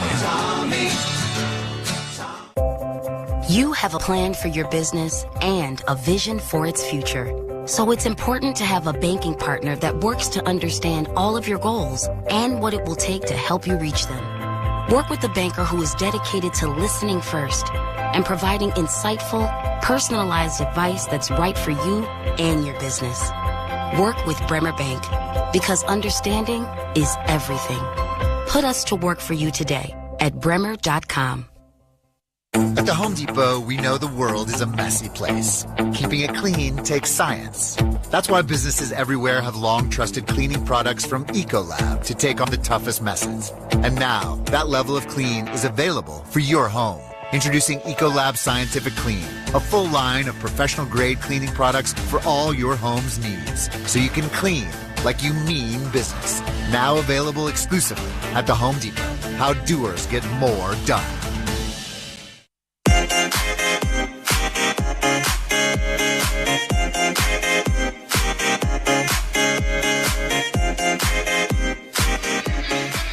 Back for the second period, the Wild 2, the Blues 1. Joe O'Donnell, Tom Reed with you. Unfortunately, not back for the second period is Wild second-year defenseman Brock Faber. Only played 4.5 minutes in the opening period. And some of the local scribes here at intermission saying he missed basically the back half of the period. And so that's obviously not good. Tom Reed, I see here on the Blues, 10 seconds. Yeah, he and Ross were the only two guys that played all 82 games last year, Joe, and he was one of the guys that has played all season long for this hockey club. That's a huge loss for Minnesota. You know, just looking at Minnesota's injuries, I'll get into as we go on here. Face-off's going to take place, but boy, they've just been decimated all season long with major injuries. I should say injuries to major players. And nobody will question the early pro career toughness of Brock Faber, because we found out really kind of as the year was winding down, he played weeks, maybe longer than that, with some type of rib damage that most guys probably would have shut it down last year. Yeah, you're absolutely right. Brodeen, a good center breakout pass for Boldy. Wild from left to right on your radio dial in the second. Blues from right to left. Boldy a drop pass. Rawson gives it back to Boldy. Centered a one-timer by Zuccarello. It was pucked off the goal line. Brodeen. Shot blocked from rebound. Oh, Rossi rounded tight by the left pad stop of Binnington. Boy, Zuccarello had his hands in the air. The officials say no. It was swept off the goal line by the Blues. So it remains 2-1 Minnesota. Boy, good start by Minnesota once again, just like we saw in the first period. Saad steals, got it to Thomas. His pass stolen. By the way, it's Bogosian and Brodin to start. Too many men. Since Faber and Brodin had started the game as a deep pair. I believe the puck just hit a player on the Blues bench, but here's another look. Oh, man, it was right on the goal line, and Parayko saved the Blues bacon. That's where that size comes in, 6'6", able to reach on there and grab onto it. Good start by Minnesota. Again, they thought they had one for sure. The sticks were in the air, but unfortunately the puck wasn't over the line. Face-off right now is outside Minnesota's St. Louis Blues defensive zone, right in front of the Minnesota bench. And then Rossi, right after that, had a chance that Binnington flashed out his left pad in a scramble sequence, made the save. Kyrou attacks here. He tries to center. Stick of Gustafsson denied that, but Kyrou tripped up hard in the end boards, and a penalty call coming on the Wild. Well, Kyrou is one of those guys, certainly has had his success against Minnesota over the years. You look at right now, he's looking for 3 points for 300, or 3 more points that gives him 300 in his career, and here is the call by the referee. Minnesota, number 4, 2-minute minor, tripping. First penalty of the hockey game, and it comes at 1 minute and 17 seconds of period number 2. Blues power play, 24th in the league. They did score once on 2 opportunities Saturday in Columbus. Last 5 games, they've scored 4 times on the man advantage. Wild penalty kill was perfect Saturday, perfect Thursday in D.C. as well. Saturday was just the 5th time this year. They've been shorthanded 4 or more times in a hockey game. Kyrou left circle, fires a shot, he scores. Right off the draw, the Blues have tied the game at 2. I just said a few moments ago, Kyrou is one of those guys that loves to play against the Wild. If I remember correctly, that outdoor game they had also, I think he had the hat trick in that game against Minnesota. But make no mistake on that one, number 25 is able to put that one away. That'll be goal number 18 for him on the season. Leads his team now in 36 points coming in. And that ties up the game at 1 minute and 24 seconds. Boy, that's a huge plus for the St. Louis Blues coming back like they have. The screen by Neighbors, and it just beat Gustafsson 5-hole. One shot. Once again, the PK continues to have havoc for Minnesota. Jim Montgomery this morning talked about their 5-on-5 game is starting to rise up. The special teams sort of need to follow suit, he said. And the Blues take advantage of the game's first power play, and all of a sudden that 2-0 Wild lead in the opening minutes of this hockey game. Well, early in the second, we're all square. It's 2-2.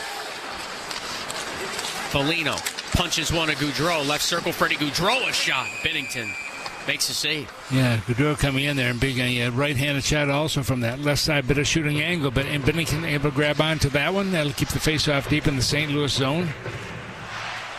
Well, join us on January the 23rd for 2000s night as the Wild are set to face off against the Utah Hockey Club. Don't miss a night full of Y2K vibes, nostalgic fun, and unforgettable action. Get all the details at wild.com/hockey tickets.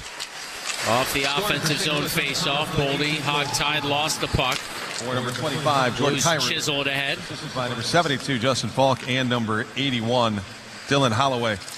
Time of the power play goal, 1:24. Kyrou. St. Louis at center, coughs up a puck. Brodin looks for Boldy, nothing there. Saad now to Buchnevich. Right wing pass, Robert Thomas dancing in. Left it back. Parayko a shot, and Gustafsson made the save. Now St. Louis, they gave up the first 2 goals, but they have come on strong since that point. A goal by Kyrou, says here 42nd goal. I don't know if that's right. Maybe it is. Well, that would be one heck of a season through 41 games. I was going to say, I think a little bit of a typo on this thing. Oh, well. No, but for Kyrou, that actually will be goal number 18. Justin Falk, the native kid with a couple of assists in this hockey game. Yeah, he had his team down at Doug Woog Arena down in South St. Paul the other day when they came in a day early because of the storm they were going to experience in St. Louis. Do you think he put together the practice plan knowing that building so well? Well, he may have. Hartman on the forecheck, runs into Suter. Hartman 2 goals in the season series against the Blues for the Wild and 7 career goals against Jordan Binnington. Keep that in mind as we move on tonight. As a shot here, the Blues have taken a lead. Beautifully set up, 3-on-2. Sundqvist and Neighbors, and St. Louis has come all the way back. Yeah, and it certainly started with Tyler Tucker started the play back in the defensive zone just by moving the puck up ice, going north of that puck. And we talk about that all the time, but once again, it's going to be the Blues are able to capture this one. Quick release, and Gus had no chance on that one. Tried to go from his left to his right to make the save, but it's in the net. And the Blues have certainly come back here. This goal coming at 2 minutes and 51 seconds of the second period, scoring both the goals in period number 2 to give them the lead, as you call it, Joe. First time they've had the lead in this hockey game. 11th of the year for Neighbors. He's got points in back-to-back games. Third on the team in goal scoring. 11th goal of the season for number 63, Jake Neighbors, assisted by number 70, Oscar Sundqvist, and number 76, Zach Bolduc. Time of the goal, 2:51. This Wild team hasn't scored much at home this season. That's 48 goals in 19 games on home ice. They'd get 5 their last time at home against Nashville on New Year's Eve. Second time this year with 5 goals on home ice in a season. They're going to need some more offense here with the Blues now leading 3-2 as Binnington gloves a long shot. He'll hang on. And how many times have we seen defensemen get hurt this year, Joe, in that first period, and all of a sudden they're left with 5 guys trying to finish the game, and with the game being as fast as it is and how tiring it can be, it's awful when you're down by 1 player. You only have 5 defensemen left, and you really have to rotate those guys back in that point position. Of course, Middleton's injury was in the first shift of that game, December 12th against Edmonton. Tonight, his first contest back, and now you lose Brock Faber for basically the back half of the opening period. Brodin stops a rimmed-in puck, found Zuccarello. Spurgeon has missed about a week of what we expect to be a week-to-week lower body injury. Here's Marco Rossi through the neutral zone. Bangs it in. Zuccarello charged to it, tried to drive a shot. That was deflected wide as he was being stick-checked as he drove towards the circle to the right of Binnington. Blues counter. Shot by Kyrou, deflected wide. Brodin digs it off the back of the meshing, gets it to Middleton. Zuccarello didn't handle his pass cleanly. The Blues regroup. Here is Ryan Suter, watched by Brodin. Suter over the blue line, through the high slot, left it back for Saad. It kicked right back to Suter from the goal line, fired a chance, twisted around in front for a few moments. Brodin trying to dig it loose. It came free for Saad. His shot hit a body. Suter walks in. He'll paddle one down low. A chance, and they score. It's Robert Thomas. That's 4 unanswered. And this thing unraveling in front of the Wild. Boy, is it ever as good as it was at the beginning. It's getting terrible reviews right now, and Suter's going to get an assist on that one as well, and Thomas is going to make sure that he puts that away. That's his first goal in this hockey game, but also his 9th goal of the season. And he's now picked up 3 goals in the last 7 games that he has played, including this one. This one coming at 4:33 of the second period. If you're John Hines, would you call a timeout? I don't know what you do here. You know, would you change goalies? That's what I'm wondering. Looks like he's going to do that. It's crazy because Gustafsson had such a good first period. We stopped 13 of 14. Yeah. Kyrou goal, though, wasn't a good one. Well, Fleury comes in at 4:33. Gustafsson in his career against the Blues coming in at a 1.82 goals against average. Fleury stretching out in the blue paint. He's 11-13-4 lifetime against St. Louis. One of the few teams he's below 500 against. And 4 goals against Gus in 18 shots. Remember, Avalanche coming to town here Thursday as the Wild play a brief 2-game homestand. And I'm not saying that the 4 goals were his fault. I'm just saying that somebody eluded him. Here's Merrill, the weak side D, lumbering along, try to float it in. Falk batted it down. Foligno tries to charge to it. St. Louis, Joe, skating with a lot more poise than they were at the beginning of that first period, and Minnesota has not countered with it yet. Remember, the opening shift of this second period, the Wild absolutely robbed of what could have been a goal to put them up 3-1. And sometimes a near chance and big save at one end goes the other way, and it has in a hurry, as the Blues have scored 3 times here in the second. A little dust up at center ice after a hand pass on Minnesota. 5 minutes exactly played in the second, so a lot of hockey left. Referee's trying to control things here a little bit, get frustrated from the Minnesota side, but you look at Tom Chmielewski and also Morgan McPhee are the referees in this contest. Julien Fournier and also David Brisebois are the linesmen. Ron Foyt, of course, upstairs in the video review room to watch and lend his expertise as a former linesman in the NHL. Should a offside or any type of a goal be disallowed or scored? Nathan Walker on the draw for St. Louis. Freddie Gaudreau takes it from Minnesota. Gaudreau guiding it back. Fleury's last outing came Thursday in the nation's capital, shootout win. His 28th career win against Alex Ovechkin and the Caps. John Merrill deep in the offensive zone. NHL stats had a pretty cool nugget on that. The 28 wins by Fleury, tie for his most against a single player. The other being Dan Girardi. Also, Fleury, some point in his career, beat Girardi's team, and a bunch of them, I bet, 28 times.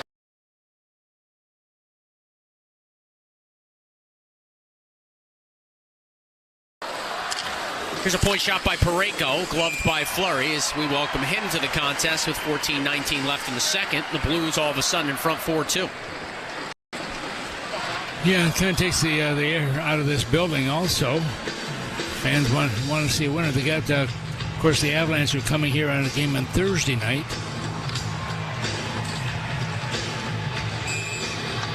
Right now the face-off deep in the Minnesota zone to the left of Marc-Andre Fleury, the 40-year-old, the oldest player in the NHL. Second oldest is on the other team, that being Ryan Suter, who had his moments here in Minnesota. Off the face-off, Brodin squeezes one out to the neutral zone. Blues don't want to touch it. Then they do. It's a hand pass on St. Louis. That really slows the game down right now, getting a lot of whistles. And Minnesota needs speed out there, but I will tell you, the speed of the St. Louis has certainly been evident after giving up the first 2 goals in that first period. They have picked up the pace. Shots right now 18-13 in favor of the visitors. It's now 18 goals in the last 3.5 games, basically, for the Blues, and 4 or more in 6 of 7, including tonight. Hartman steals on the forecheck, played it into the corner for Joel Eriksson. Worked it back to Hartman. Hartman shot, glance wide, Middleton left point, snaps it down low for Johansson. He was stripped immediately. Braden Shen pushes the pace off to Kyrou. Kyrou rink wide, stolen by Eriksson.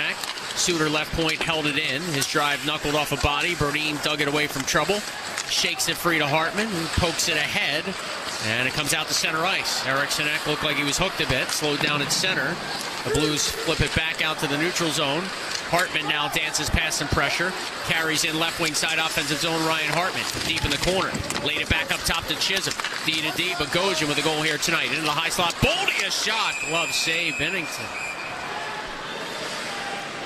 And boy, you see the quickness of Boldy also grabbing that puck there. His good hand movement, good eye contact with that puck. Puts the shot right on net. 13:20 left in the second period. The Wild trail the Blues 4-2. You're listening to Wild Hockey presented by Xcel Energy. Dr. Radio!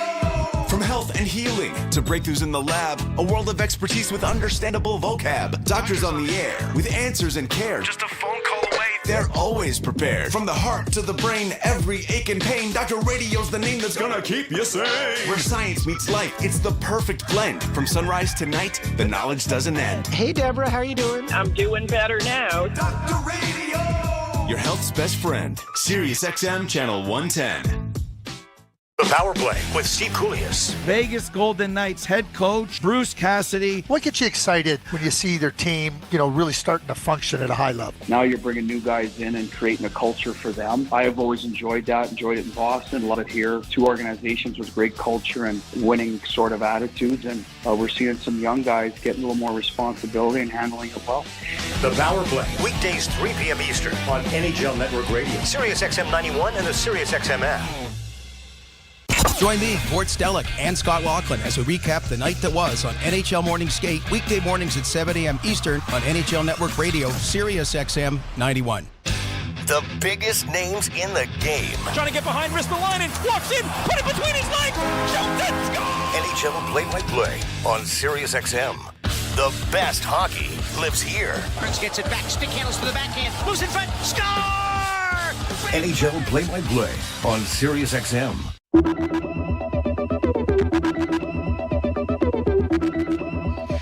the news from Kevin Fallon is that the Wild are saying that Brock Faber has an upper body injury and will not return. Kevin, is that correct, I assume? That's what the Twitter machine tells me via Wild PR. That is not a good sign. I look at Minnesota also this year, and you look at Middleton. He missed 11 games. Trenton missed 5. Joel Eriksson has missed 14. Bordina's missed 10. Zuccarello's missed 13. Hartman's missed 5. Spurgeon's missed 9. I mean, it just goes on and on. There's more besides that. I mean, Minnesota's got a few players that have played every game, but Brock Faber, who had all last year, 82, will not have them all this year. It doesn't appear to be at this point anyway. And Tom, wasn't it the Dallas Stars from a season ago when we looked, I think during the preseason, you and I were talking about it, like each of their top 7 scorers or 5 scorers played all 82 games or something ridiculous where they just had so much durability. We'll see. The Wild have battled all year long through adversity. Yeah, they have battled, but eventually, you just you don't have your star power. It certainly takes away from the opportunities. You're going to get to score goals. You won't get as many. But somebody else has got to take the place of those minutes because Brock is 25 minutes a game. He had climbed to 4th in the league in average time on ice, leading Wild defenseman in points. Back-to-back games and 8 times in his career with 30 or more minutes. That's all prior to tonight. Parayko up ice. Sundqvist snaps it around as Bogosian took a run at him. Now Jake Neighbors. Into the right wing corner for Bolduc. To the point, Parayko. Smacked along for Fowler. And Fowler plays it around the net. Now it is Neighbors pinned up.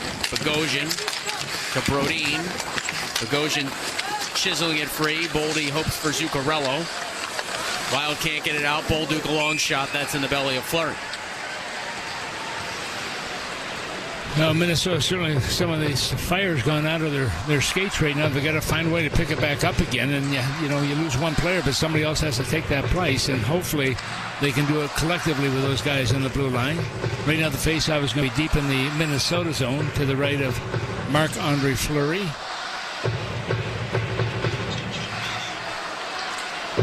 Shen and Gaudreau on the faceoff. Braden Shen, 8 points his last 10 games coming into this one. Scored 20 or more in 3 straight seasons for the Blues. Gaudreau wins the draw back. Middleton knifes it off the dasher. Foligno to Trenyon. He'll flop it in and buzz in against Suter. Suter spun out of the corner. Trenyon tries to tie him up. Now Gaudreau to a loose puck. Looking to weave one back for some help. Saad was there to intercept. He's checked by Foligno. Foligno trying to kick it loose with his right skate. Saad dug it free. Gaudreau took it away, pushed it back below the Blues goal line, around his own net. Tucker knocked off the puck by Trenyon, but the Blues get it out to center. Here is Shen. Closed on by Middleton, and Middleton able to poke it free, back of his cage. He'll stab at it, free it up for Foligno, who absorbed the hit from Holloway. Merrill picked up the puck, plays a game of give and go. Wild just get it out to center. Justin Falk spins back. Angles ahead to the red line. Swerves over the blue line. Played it to Texier. Will push it behind the Wild net. Merrill. Hog-tied a bit by Nathan Walker. Now Gaudreau. Bothered by Texier. Puck jabbed loose. Broberg. Pounded by Trenyon. Back of the cage it comes Walker. Up top Falk. A hurried shot. That's in the belly of Fleury. And you look at Fleury also, I wasn't expecting to play in this hockey game, but this is game number 1,038 for him in his NHL career. Ranks number 2 in the NHL history wins column with 568 coming into this contest tonight. He comes in at a tough time also with the team down by 2. Gus was in there giving up 4 goals went by him and 18 shots he had. Right now the faceoff deep in the Minnesota zone. Wild win the draw back. Brodin, left wing pass. Johansson skips it ahead for Eriksson Ek. Pushed away of Hartman. Able to step past the check over the blue line. Hartman high slot, finding Eriksson Ek. Right circle, a shot. He scores! A goal in back-to-back games for Joel Eriksson Ek as he snapped it 5-hole. And the Wild are back within 1. 9:41 the time of that, but that play was all with Hartman also controlling the puck in the offensive zone. Makes a perfect pass back to the assistant captain here, that being, of course, Joel Eriksson Ek, puts it away, and this one comes at 9 minutes and 41 seconds of period number 2. 1-goal game, as you call it, Joe, and right now that should give Minnesota and this crowd a little more life. The Blues are looking on their bench for as long as possible at this one. That was awfully close at the offensive blue line, but I don't think they're going to challenge, so the Wild with some life. And that shot by Eriksson Ek looked like it deflected off a Blues player and stunned Binnington. So, you said the Wild need to get some fire back, Tom. Let's see if that goal can do it. Yep, nothing brings more excitement than scoring goals on your hockey club. Broberg left point to the high slot. Walker twisted it down low. Chisholm is pinned up. Goes to Dinoff, taps free for Brodin. Here's Adam Abrams. 7th goal of the season for number 14, Joel Eriksson Ek. Assisted by number 38, Ryan Hartman. And number 90, Marcus Johansson. Time of the goal, 9:41. 2 assists for Ryan Hartman in his hockey game is starting to rise to the task offensively after a few weeks where he wasn't having much production or success from an offensive standpoint. Wild in the offensive zone, dig a puck free on the forecheck. Johansson to left point, and it bounced past Middleton. He'll have to chase back at center. Hartman had a shot and 3 blocks Saturday. It was Thursday in D.C. where he got off the schneid a goal and an assist, his first goal since November the 19th against this Blues team. As the puck here rockets into the stands, everyone appears okay, and we've got a timeout on the ice. 9:02 to go in the second period. The Wild trail the Blues 4-3. You're listening to Wild Hockey, presented by Xcel Energy. At the Home Depot, we know the world is a messy place. Keeping it clean takes science. That's why businesses everywhere have long trusted cleaning products from Ecolab to take on the toughest messes. And now, that level of clean is available for your home. Introducing Ecolab Scientific Clean, a full line of professional-grade cleaning products for all your home's needs, so you can clean like you mean business. Now available exclusively at the Home Depot. How doers get more done.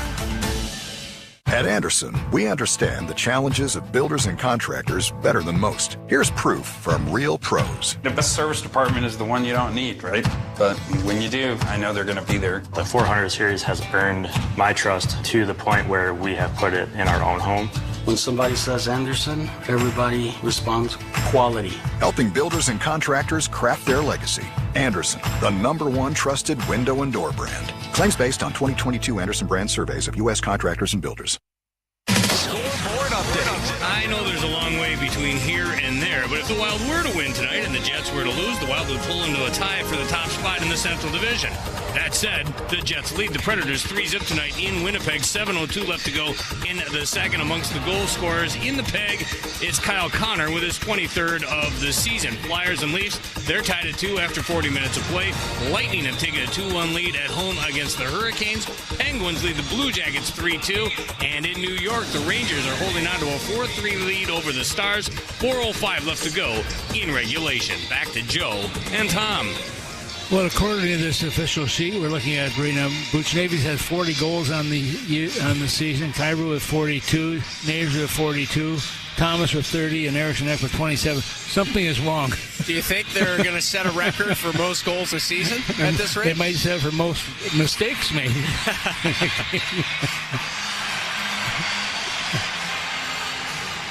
Well, we can tell you this much. It's 4-3 St. Louis. Yeah. Wild had a 2-0 lead early in this hockey game. Blues made it 2-1 before intermission.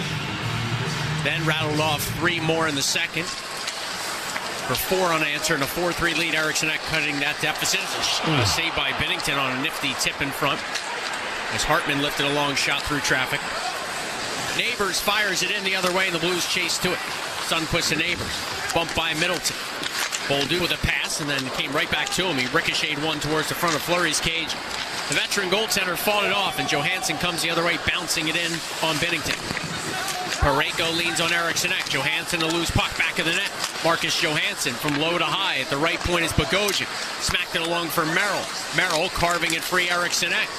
Deep into the blue zone, try to center. It deflects along. Bogosian stepped to a shot. That missiled wide.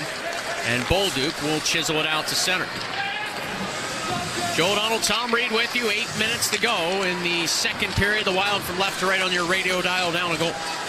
Bogosian hits the red line, slams it in. Boldy got to it first. Chipped it back behind the St. Louis cage where Parayko jabbed it along. Kyrou had some trouble with it. And the Blues don't get it out. Zuccarello hammers it to the left side. Brodin on the pop-out play. It's Boldy.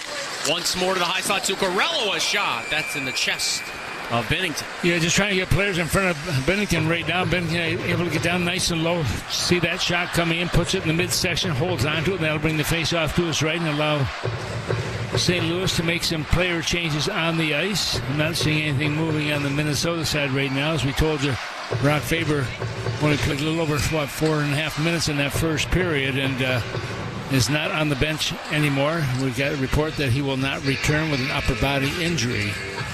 They're saying, don't know the extent of that. We may never know. Had just one power play tonight, and the Blues scored on it. Took just 7 seconds on the tripping penalty to Merrill. Binnington out with his goal stick to Falk. Right through his own slot, Buchnevich. And his feed was swiped out of midair by Rossi. Gave it to Boldy, back to Rossi, hoping for Zuccarello on a rink-wide pass. A little out of sync on that exchange. Broberg jams it along, and Brandon Saad gains the blue line. Finds Thomas, back to Saad, threw one through the Wild slot. Falk will grab it, right point, laser it back down low. Saad back up the short side. Got it to Robert Thomas, hounded by Brodin. Thomas able to protect the puck. Outside the left circle, offensive zone, up near the blue line is Robert Thomas. He'll rim it around the boards. Rossi chipped it back behind the net. Thomas now steps to it. And that's stolen away by Brodin. And now Marco Rossi. Became the first Wild player since Kevin Fiala with a 4-assist game. The first Austrian-born ever in the NHL with 4 assists, Marco Rossi. Blues send it out to center. Buchnevich tipped it along. Chisholm steals, and now it's Jake Middleton. Up to Foligno. One touched over to Trenyon. He'll peel it in. Out with his goal stick, Binnington. Shrugged it past some pressure. Chisholm read it. Pinched in. And the Blues eventually on it. Toropchenko turned it over. But spinning it to a vacated point was Trenyon. The Wild have to regather at center. Minnesota with some life, though, last couple of shifts, Tom. Yeah, they really have. Foligno in early. He scored after the whistle. And rough stuff here, as the Blues didn't like it. It was a offside play that just wasn't called properly by the Stripes, and now this is what they've got to deal with. Yeah, they're just basically talking right now, and you don't like a shot being taken once the whistle goes. But if you're not sure the whistle goes, you keep on making the play. To Foligno's credit, he probably knew he was a couple of feet offside, but if they don't blow it dead, just stay with it. And he was a couple of feet offside. Did great to soccer style down that bouncing puck and then threw it to the slot. Freddie Gaudreau slammed it in, but the whistle had just blown. Don't think we'll have any penalties here. He's about outside about the length of a limousine.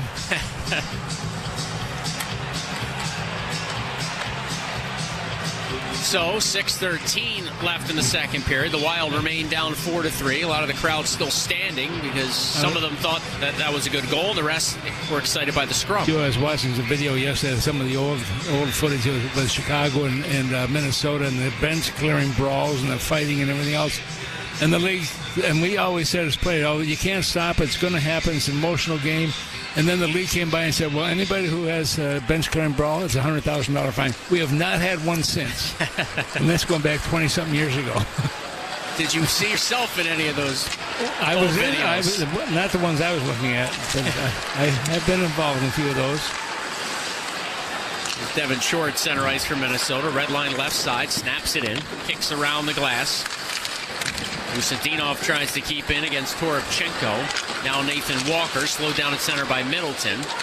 Jake Middleton emerges with his puck, feeds Chisholm. Right back to Middleton. Skate backwards inside his own blue line. Play it to the left circle, Chisholm. Giving back to Middleton again. Pick his head up. Skate along, feeding Usadinov, who tried to deflect it in. Fowler is there, onto the tape of Parayko. So the Blues now with a deep pairing of Fowler and Parayko with more than 1,700 combined games. And then you add in Ryan Suter nearing 1,500 career games. Their blue line has a ton of experience. Linesman just kept Hartman from maybe racing ahead. Crowd didn't like that. Wild stay in business. Offensive zone with Marcus Johansson. Right circle. Spun off a check. Knifed it in front. Swatting at it, Hartman. It ricochets to the left point. Bogosian trying to backhand it down low. Shen cut it off. And numbers here for the Blues if they hurry. Eriksson busting his way back. Kyrou right circle. Dancing with the puck. Got past Brodin. Around the net of Fleury. Jordan Kyrou tried to center. And Bogosian recovered and muted that chance. That was a good play by Brodin. He forced Kyrou to go behind the net. Eriksson skies off the glass right side. Then follows up the play at center. Barely onside as Hartman hustled to get back to make this a legal play. Eriksson hogtied for about 8 seconds in the offensive zone. Somehow still got it back of the cage. Braden Shen blindly tosses his puck out through center. St. Louis changes on the fly. Merrill back to get it. 4:20 to go in the second. It's a 1-goal deficit for Minnesota here at home. Wild from left to right on your radio dial. Clock ticking down as Brodin turns it over to Merrill. Up ice it comes. Zuccarello springs it around the boards. Binnington did not slow it down behind his own net. So Boldy's there, off to Rossi. Kicked back to Boldy. He'll rocket it around the end boards. Merrill activates. Right wing side, behind the cage, Boldy. Rossi to Boldy.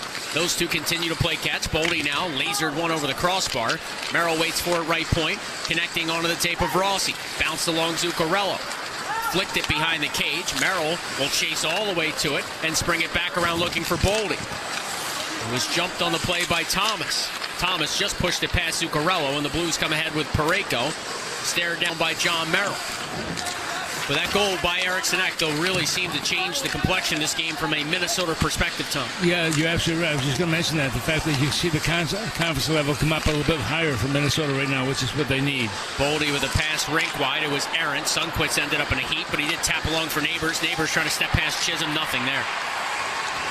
Marco Rossi to pick up the loose puck and bank it along for Boldy.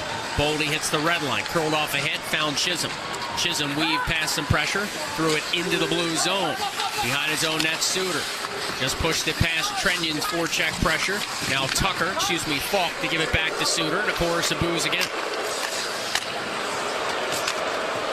I don't have to tell you who has the puck for St. Louis, do I? No, he can't go to Nashville. He can't come here. I don't know if he can go to Dallas anymore. Brodin He's going to run out of teams.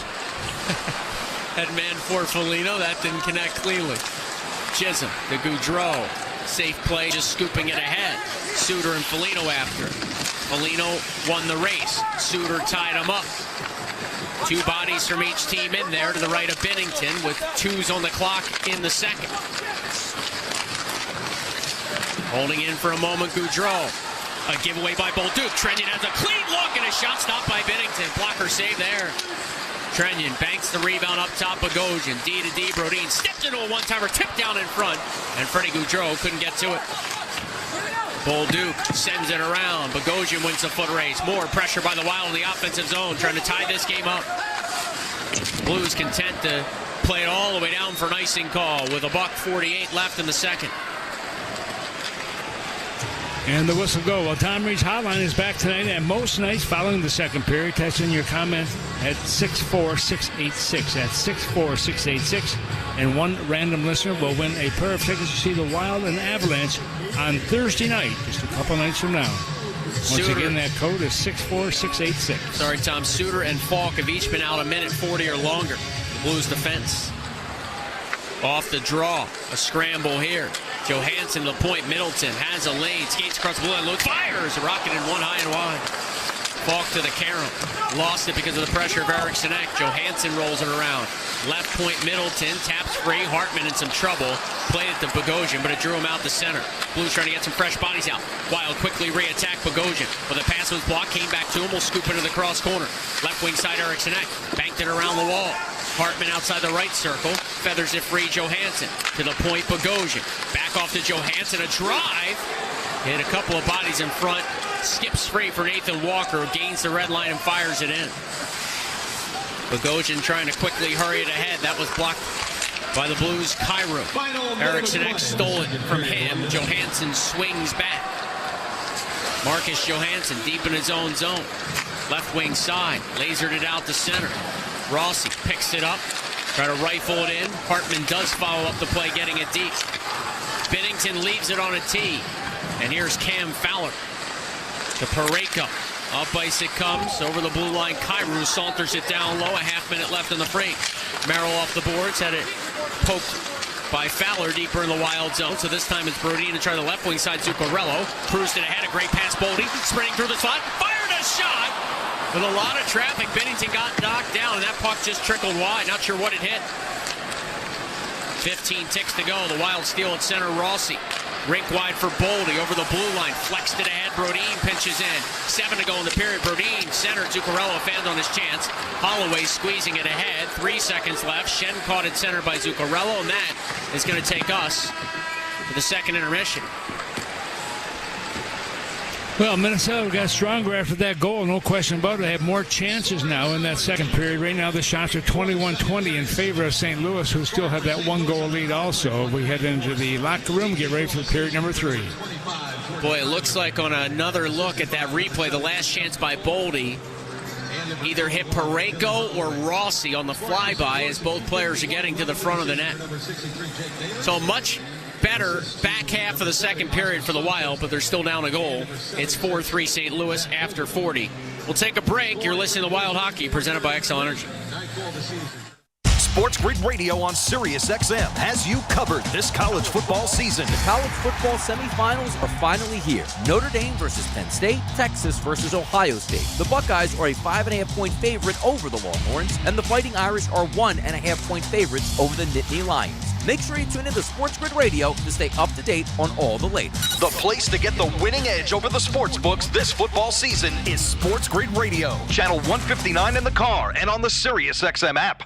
The Power Play with Steve Koulias. Vegas Golden Knights head coach Bruce Cassidy. What gets you excited when you see their team, really starting to function at a high level? Now you're bringing new guys in and creating a culture for them. I have always enjoyed that. Enjoyed it in Boston. Love it here. 2 organizations with great culture and winning sort of attitudes. And we're seeing some young guys getting a little more responsibility and handling it well.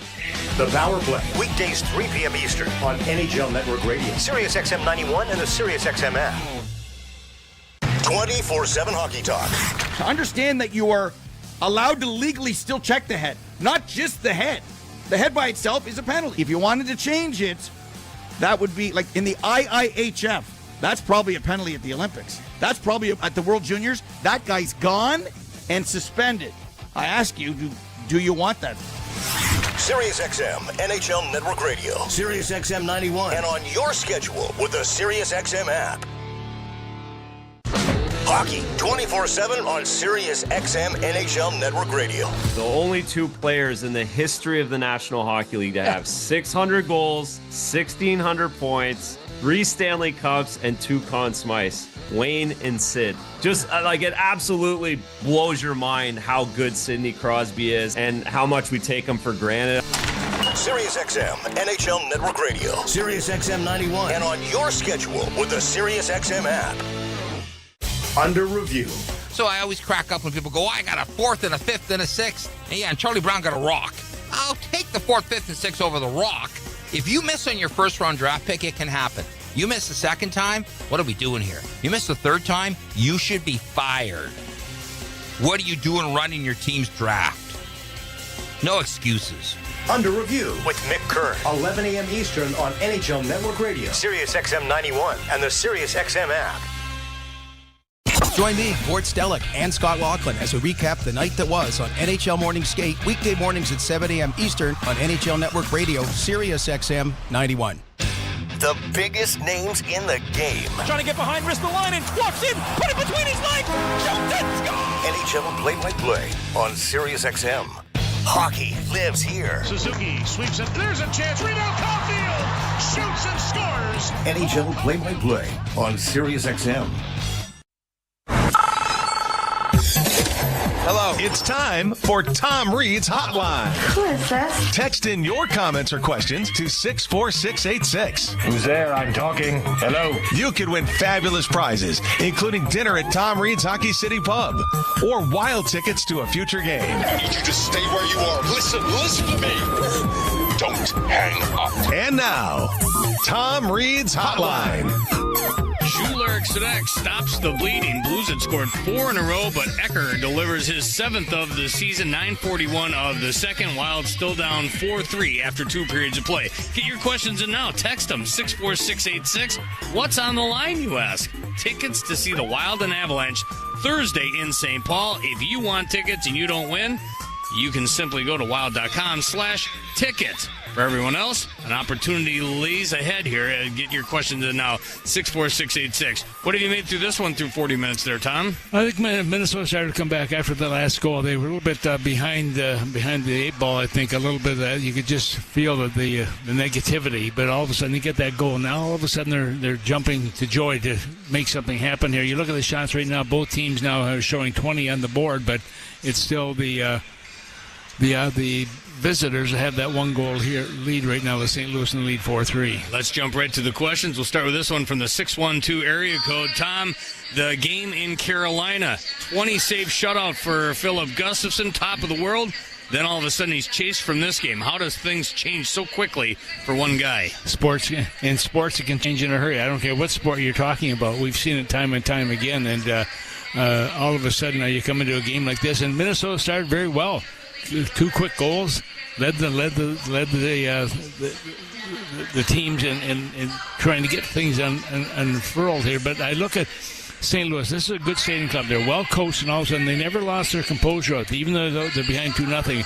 And then they started to come back, and here they come. And they came up very strong, took the lead here. But Minnesota's able to at least get that last one, give them more energy, I think, going into that locker room. I give Jordan Binnington credit for how this game started. He got burned by a couple of defensemen, John Merrill and Zach Bogosian, and he's a hothead, is Jordan Binnington. But he kept his composure, just like you said. Not only did the team keep their composure, so too did Jordan Binnington, and his team rattled off 4 straight. I didn't see that coming because I thought once Binnington was down 2-rip in the manner that he was, that the wheels would come off the cart for him quickly. Yeah, and you know what? You look back and goes, what could I have done differently? Is there something else I could have done? And you don't worry about it. You know, it's behind you now. Now all you have to do is look ahead of what's coming in the next shift, the next period, and so on as you get towards the end of the hockey game. But Minnesota right now has got 20 minutes here. They're down by 1. Sam is listening in Owatonna, wants to talk about a subject that is really not much fun to talk about anymore. The injury situation for this Wild team. We know what their situation was coming in. You get Jake Middleton back, and then after 4 minutes and 34 seconds of ice time in this one, Brock Faber leaves with an upper body injury. What's the plan? Two very important pieces of the puzzle. No question about having both those guys out of the lineup is really hard.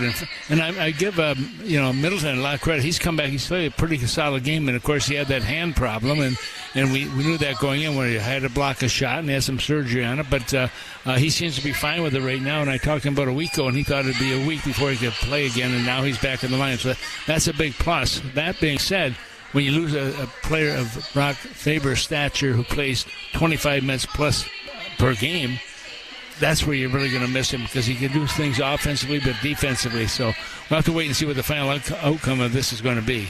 And along those same lines, you kind of just answered it, but Daniel in Wisconsin, about Jake Middleton, how important is it to get these guys back in the lineup and start contributing as we make our way into the second half of the season? And he's done a good job of talking about Middleton. He really has been the source of energy, I think, for this hockey, but also physically he's handled himself out on the ice. We know that, how tough he can be, but he's getting points also. Offensively, he's jumping up in the play. He's helping in that part of it too. So it isn't just about him being a defenseman. It's about him being able to bring some energy to the offensive part of the game. from the 701 area code. Won't help the Wild right now as they go through their injury situation. But Zeev Buium, what a showing he had at the World Juniors for Team USA. 12th overall pick by the Wild this past summer. What do you think about the prospects of bringing Zeev Buium in at the end of the college hockey season? He very well may have the opportunity to do that. We'll have to wait and see what's going to happen. But, boy, he made a nice play also on that game-winning goal in overtime against Finland. And how exciting it was for the kids from the U.S. all to USA to be a part of two gold medals in a row in the World Junior Championships. And next year it's going to be here, and it's going to be awesome when it comes here to Minnesota. No question about it. And this building will be rocking. So great for the Americans. On the other flip side of that, how would you like to be Team Canada right now trying to pick up the pieces of two back-to-back years? They don't even qualify for the semifinals. Not only do they not get a medal in either of the years, they don't get out of the quarterfinal round. Yeah, and you wonder what happened. Did they pick the right team? Did they not pick the right team? Are politics involved here? I don't know any of the answers to that, Kevin, but you've got to be careful. But you know what? The fact that I go back to the Olympics in 2004 when Sweden got beat out. And they put the picture of every player on the team on the front page of the paper, and at the top it said criminal. That's just rude. Yeah, I mean, I'm going, are you kidding me? Yeah, that's only, again, that's not that they take their game seriously, apparently. Exactly. I'm looking for it. NHL.com put out their quarter-century team. They're doing it for all the NHL teams. They've done it for the Wild now today. This question comes in from... I can't find the name of the person who put it out there, but I'll give you credit for it regardless. It wasn't Bob Kurtz. Okay. This much I do know. But the first team, Minnesota Wild, all quarter-century team, Gaborik, Kaprizov, Koivu, those are your forwards. Brodin and Spurgeon, those are your defensemen. Nicholas Backstrom is your goaltender. You got a problem with any of those? No, not really. I don't. I mean, they've all had great careers, and you look back on it, what they brought to the table, and those are still playing. Also, you look around. Are these all players that are retired now, or is it, are these? No, Kaprizov's in there. Brodin, Spurgeon. Okay, yeah, and I would have no problem with that. I think it's a pretty good choice. So that's their first team. The second team, they named 6 more players. Forwards, they got Brunette, Jules Eriksson and Zach Parise. Defense on the second team, Schultz and Suter, and then your goaltender is Devin Dubnyk. Wow. And I'm throwing this at you. The only name, I don't know where you squeeze them in. Pierre-Marc Bouchard is under consideration in my book. Brian Ralston would be another one. Yeah, I go back and look at all there's so many players have gone through here. It's hard to put it together. But how about Rollinson, Dwayne Rollinson? Yeah, Dwayne Rollinson, Manny Fernandez. Very good in the early years. Well. Yeah. What about Wes Walz? Does he crack the top 12 here? I'd say he's in the top 400. The only thing I would like to see... when it comes to energy, Wes Walz will be right up near the top. Without a doubt. Yeah. On the golf course, too. Some of his shots aren't well directed, but he means well. I would like to see a picture of Jacques Lemaire in here somehow, some way. I know he's not a player, but certainly when you talk about one of the great personalities in this in this organization over the course of 25 years, right at the top of the list in my mind. Well, yeah, and I was talking to Wyatt Smith about Jacques also, and he said what a great coach he was. He seemed to understand the game and really help you along, even during the course of a game, tell you something that would really help in your play. Awesome stuff. Tom, thank you. Thank you. Tom Reed with tonight's Tom Reed's Hotline. Someone's going to get a text from me. Lucky you. You're going to get a pair of tickets to see the Wild and Avalanche Thursday in St. Paul. If you don't win, don't worry. We still got you covered. We'll send you to a certain website, wild.com/tickets. Get your butt in a seat. See the Avalanche for the first time this season, Thursday at Xcel Energy Center. Wild trailed the Blues 4-3 after 2 periods of play. Full recap is next. This is Wild Hockey presented by Xcel Energy.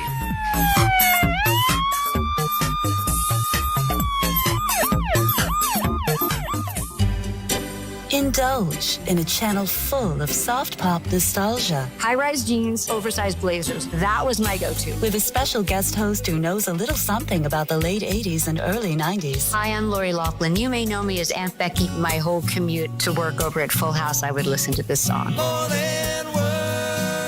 Mom Jeans. Listen now for a limited time on Channel 17 and available year-round as one of over 200 extra channels on the SiriusXM app. The Power Play with Steve Koulias. Vegas Golden Knights head coach Bruce Cassidy. What gets you excited when you see their team, really starting to function at a high level? Now you're bringing new guys in and creating a culture for them. I have always enjoyed that, enjoyed it in Boston, love it here. Two organizations with great culture and winning sort of attitudes, and we're seeing some young guys getting a little more responsibility and handling it well. The Power Play, weekdays 3 p.m. Eastern on NHL Network Radio, Sirius XM 91 and the Sirius XM app. The UEFA Champions League is back on Sirius XM FC, and this year it's bigger than ever. Absolutely ridiculous from Real Madrid. Merseyside magic from Mo Salah. Now with more matches featuring soccer's most iconic clubs as they battle it out for European supremacy. What a start for Inter! Haaland scores the hat-trick! From the league phase to the final, the Champions League is on Sirius XM FC 157 and the all-new Sirius XM app. Join me, Gord Stellick, and Scott Laughlin as we recap the night that was on NHL Morning Skate, weekday mornings at 7 a.m. Eastern on NHL Network Radio, Sirius XM 91. The biggest names in the game. Trying to get behind Ristolainen, walks in, put it between his legs, shoots and scores! NHL play-by-play on Sirius XM. Ray Hudson here with an important announcement. You can listen to your favourite Sirius XM FC shows on the all-new Sirius XM app, now available for all subscribers. AbbVie.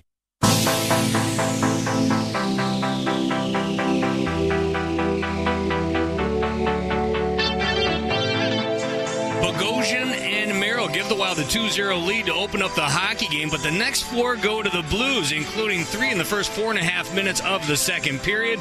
Wild down 4-2, but Jules Eriksson stops the bleeding with his 7th of the year. Midway through the second, Wild down by 1 as we make our way to period number 3. Let's pause 10 seconds for station identification. You're listening to Wild Hockey presented by Xcel Energy.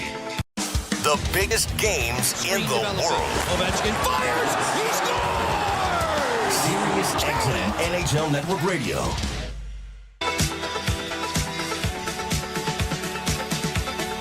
Gustafsson gets the hook on 16 saves, make that 14 saves midway through the second period. In comes Marc-Andre Fleury. Perfect 2 for 2 in the pipes in relief. Thus far, the Wild yet to skate with the man advantage. The Blues are a perfect 1 for 1. 4-3, Blues lead. The third is next. This is Wild Hockey presented by Xcel Energy.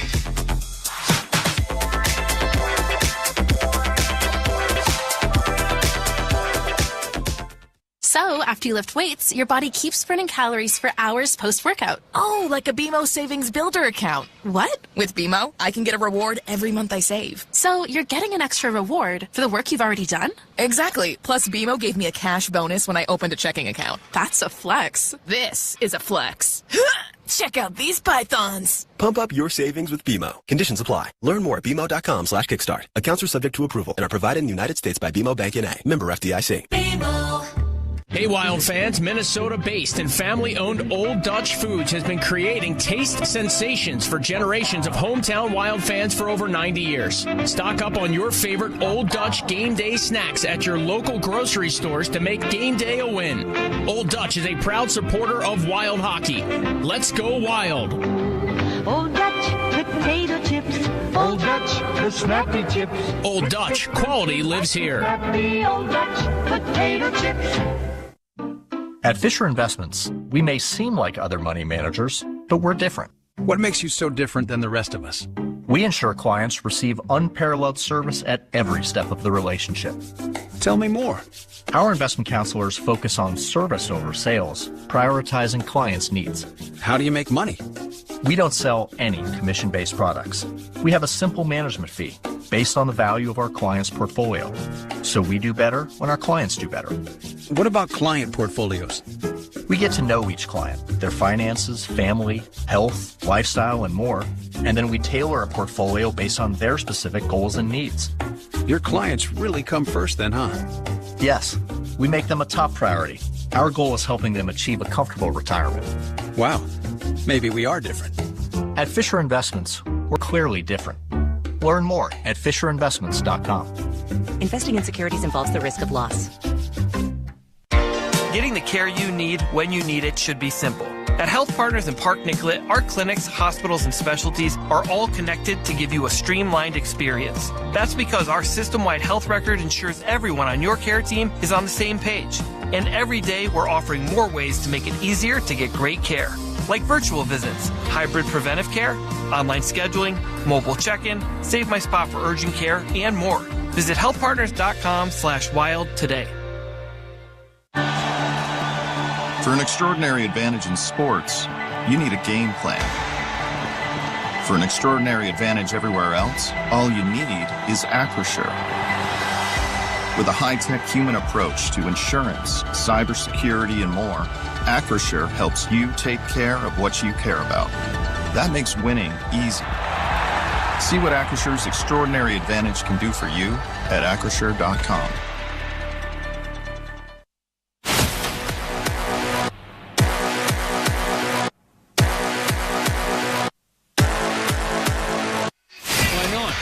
Frame these things. Okay, we're back. Third period, St. Paul. Wild down 4-3. 20 shots aside through 40 minutes. Wild from right to left on your radio dial. Blues from left to right. All right, Tom. No Brock Faber the rest of the way. Wild led, trailed, fighting their way back a bit. How do they keep it going in the third? I thought when they got that last goal, they gave them a little more energy right now. And you know what? You're without Faber. We understand that. They only played 4.5 minutes in this hockey game, so other guys have got to pick it up. And not just the defense, but also the guys on the front have to help out as well. But you know what? The energy, I think, is back. It was a little bit low when they got behind by a couple goals. Bogosian hammers down Holloway as the Blues have it deep in wild ice. Here's Kyrou. Fleury out here like he was to start the second period between the pipes for Minnesota in the third. Holloway scooped one up top, but the Blues defense was changing. It's stolen by Hartman. He'll race ahead, leaned on by Parayko. Blues still have not taken a penalty in this game. As Parayko takes over, the Wild change. And so Colton Parayko content to sit back behind his own net with now 1 minute gone by in the third. Parayko lumbers along. Sped a pass free that was tipped. Middleton grabbed it, found Rossi. He'll fly it in. Boldy the first man to it. Tracked by Falk. Bouncing puck jumped away from Boldy. Stealing those Zuccarello. Found Middleton through the slot. Waited. Took a shot. He scored! Jake Middleton in his first game back has tied this game at 4. Yeah, I said before, this guy brings a lot of energy, not just to the defense, but on the offensive part of the game as well. And so he makes his presence felt. He had an assist on the first goal tonight by Bogosian, and now he picks up a goal of his own. And he has been absolutely terrific for Minnesota this year. He's playing with a lot of confidence, but he does a nice job of taking that pass and just being the goaltender on the stick side. Nice and high with that and sending that, and Minnesota's come back to tie up the game once again early at 1:16 of the third period. Boy, neither team has been able to settle into any of the periods before a goal has been tallied by one of the two sides. 6 of the year for Middleton. Good poise and patience, Tommy. Took that pass from Zuccarello. He didn't rifle it. He waited and got Binnington to bite. It's like he didn't let this call go through, but it looks like he didn't miss a trick. He's been great. 6th goal of the season for number 5, Jake Middleton. Assisted by number 36, Matt Zuccarello. Time of the goal, 1:16. So it's 4-4 in St. Paul. The Blues attack. Texier's shot. That went wide. Nathan Walker to the point. Tucker a drive. Trapped by Fleury, who is now the goaltender of record. As the Wild have come back to even the goaltender. Remember, you got an experienced goaltender coming into it, so you know exactly what you're going to get with a guy like Fleury. Gus on the bench, and you know what? You said one of those nice things weren't going well, and I'm not blaming him for the goals. I'm just saying, sometimes a change like that, or maybe somebody getting into a fight and so on, it can change the outcome of a hockey game just by getting the energy back up. Right now, the faceoff is deep in the Minnesota zone. Blues playing their 24th road game of the season. That's the most in the NHL. Feels like we've talked about, Tom, that the Wild have been on the road all season, yet here's St. Louis having played more road games. Right. They'll head home for 4 straight as the Wild are offside here with 2:15 gone by in the third. Well, when you look at Minnesota also, you look at the home and the away games. Minnesota coming into this contest has 21 points at home. They have 33 points on the road. You look at the St. Louis Blues, 17 points at home, 25 points on the road. Their last 10 games on the road coming in this game for St. Louis, they've gone 5-3-2, so they picked up points in 7 of the 10 games. By the way, the Blues on Saturday in Columbus saw 8 combined third-period goals. 4 scored, 4 allowed, and that's 6-4 loss. Each team has 10 one-goal wins near the top of the NHL for both sides. In fact, tied for the most. Vegas, Colorado, Minnesota, and St. Louis, all a league-leading 10 one-goal wins. Braden Shen out of his own zone for St. Louis. Flies ahead. Couple of green jerseys closed, so he plays it into the left of Fleury. Brodin checked Shen. Hartman to the puck. Lost it. Holloway couldn't come through a pile of players. The Blues keep in. Shen bumped by Middleton as he labeled it down low. Brodin and Holloway come together. Dylan Holloway rolls it around the Wild end wall. Hustling to it, Middleton. Kind of fanned on his clearing attempt. Blues hold in. Now Hartman stashed it off his end boards. Brodin turns to his right. Plucked it along Middleton. Lost it at center. Blues trying to quick up. Johansson reached in, stabbed it back. Brodin at the end of a long shift for the Wild. Able to free it up. Bogosian was rink wide, up and ahead for Hartman. Red line left side. Ryan Hartman blasts it in. Blues come back with Robert Thomas, one of their goal scorers tonight. Eric Sinek pressuring him. Blues force it out to center. Brodin still trapped out there. Sped it along. Buchnevich pounds it back in. Bogosian right side, squeezed it up, not quite out, knocked down there by Brandon Sato at a hat trick Friday. The Blues played a back-to-back, one at home, one on the road. Here's a broken stick by Broberg. That allows Zuccarello to charge in, cross ice, a shot. They score! Oh, Matt Boldy hammers it home! And all of a sudden, early in the third, the Wild have a 5-4 lead. Boy, you talk about getting like a break. Broberg went to handle the puck and the stick broke Jake to halfway down and he couldn't do anything. But it's going to be number 12. Boldy's going to get credit for this one. Does a great job of taking that pass. Look at the smile on his face right now. And the Wild have come back after being down by 2. Now they are ahead by 1. 9 goals in this hockey game, 5 of them by the home team. This coming at 3 minutes and 57 seconds of the third period. Zuccarello picked up that puck at center. Tommy looked immediately to his right, saw who he was charging ahead with, and with Broberg back and no stick, a perfect pass from Zuccarello. Minnesota! 15th goal of the season for number 12, Matt Boldy. Here's Parayko through the slot. A shot shouldered away by Fleury to keep it 5-4 Wild. Time of the goal, 3:57. Boldy from Zuccarello at 3:57 for the Wild.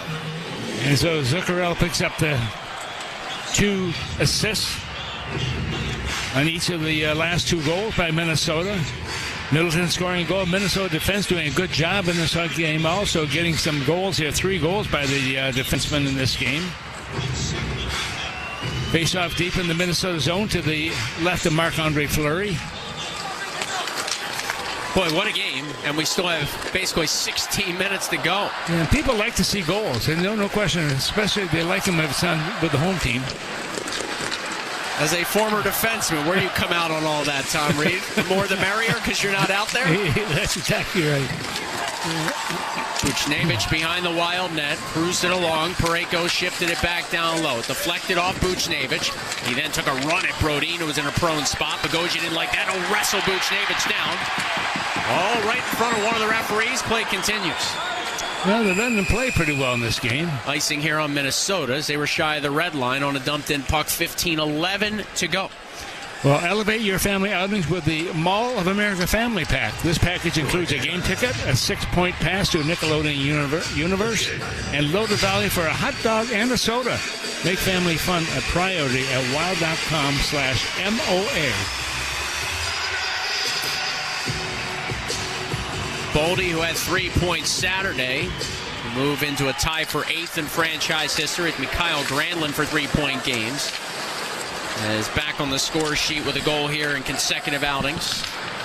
As through center ice comes Broberg for St. Louis. He'll play it in. Fleury flicked it around his net.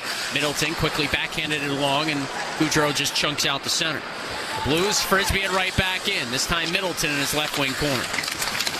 Get away from the pressure of Oscar Sundqvist. Blues keep it in. Behind his own net, Brodin. His pass hits some skates. Bolduc to the blue line. Falk waits. Shot one wide. Kicked off the end wall. Trenyon wraps up his man Broberg. Sundqvist now. Stapled to the glass for a moment by Brodin, his fellow countryman. Back at the point. Broberg to Falk. Now left circle. Sundqvist. Cross ice pass looking for Bolduc. Partially tipped by Goudreau. Blues keep in. Falk.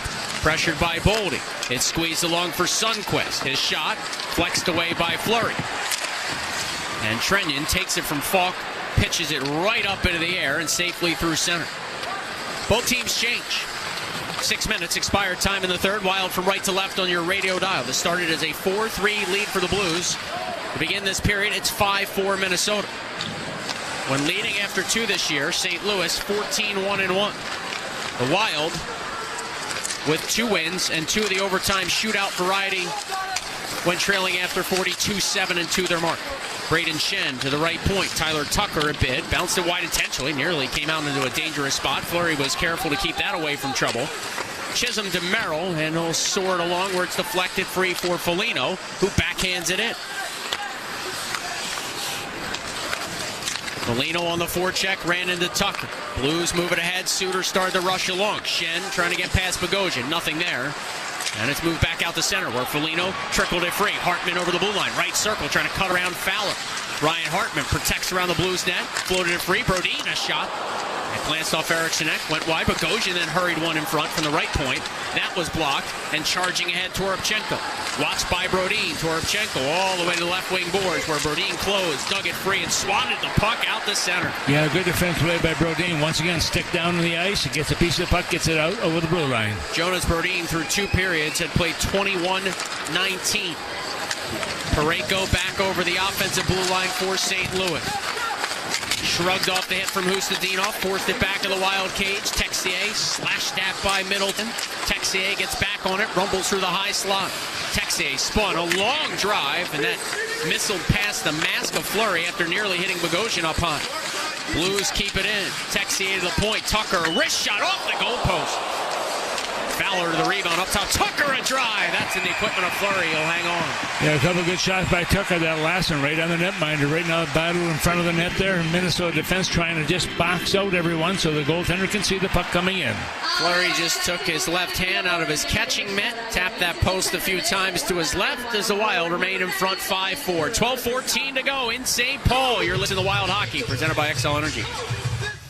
It's soccer's most thrilling league. Only the Premier League can make you feel like this. And now every match is on the SiriusXM app. Can you believe it? From the title race. This is remarkable. Keeps this title charge on track, surely. To the relegation fight. The impossible may still be possible. Hear every English Premier League match on the SiriusXM app and talk about all the EPL drama on SiriusXM FC 157 and the SiriusXM app. The Power Play with Steve Koulias. Vegas Golden Knights head coach Bruce Cassidy. What gets you excited when you see their team, really starting to function at a high level? Now you're bringing new guys in and creating a culture for them. I have always enjoyed that. Enjoyed it in Boston. Love it here. 2 organizations with great culture and winning sort of attitudes. And we're seeing some young guys getting a little more responsibility and handling it well. The Power Play. Weekdays 3 p.m. Eastern on NHL Network Radio. SiriusXM 91 and the SiriusXM app.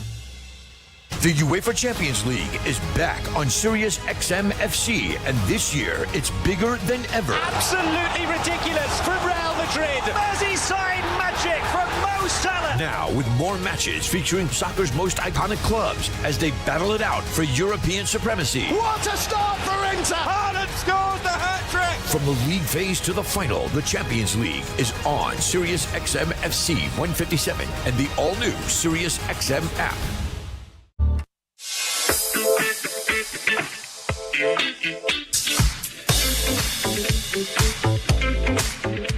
Well, the third period has brought just 2 goals in the third period, both by Minnesota. Middleton picks up number 6, and Boulder gets number 15, and Zuccarello assists on both of those right now. Minnesota in the lead, 5-4. Face-off deep in the Minnesota zone with shots on net right now at 24 by St. Louis, 22 by the Wild.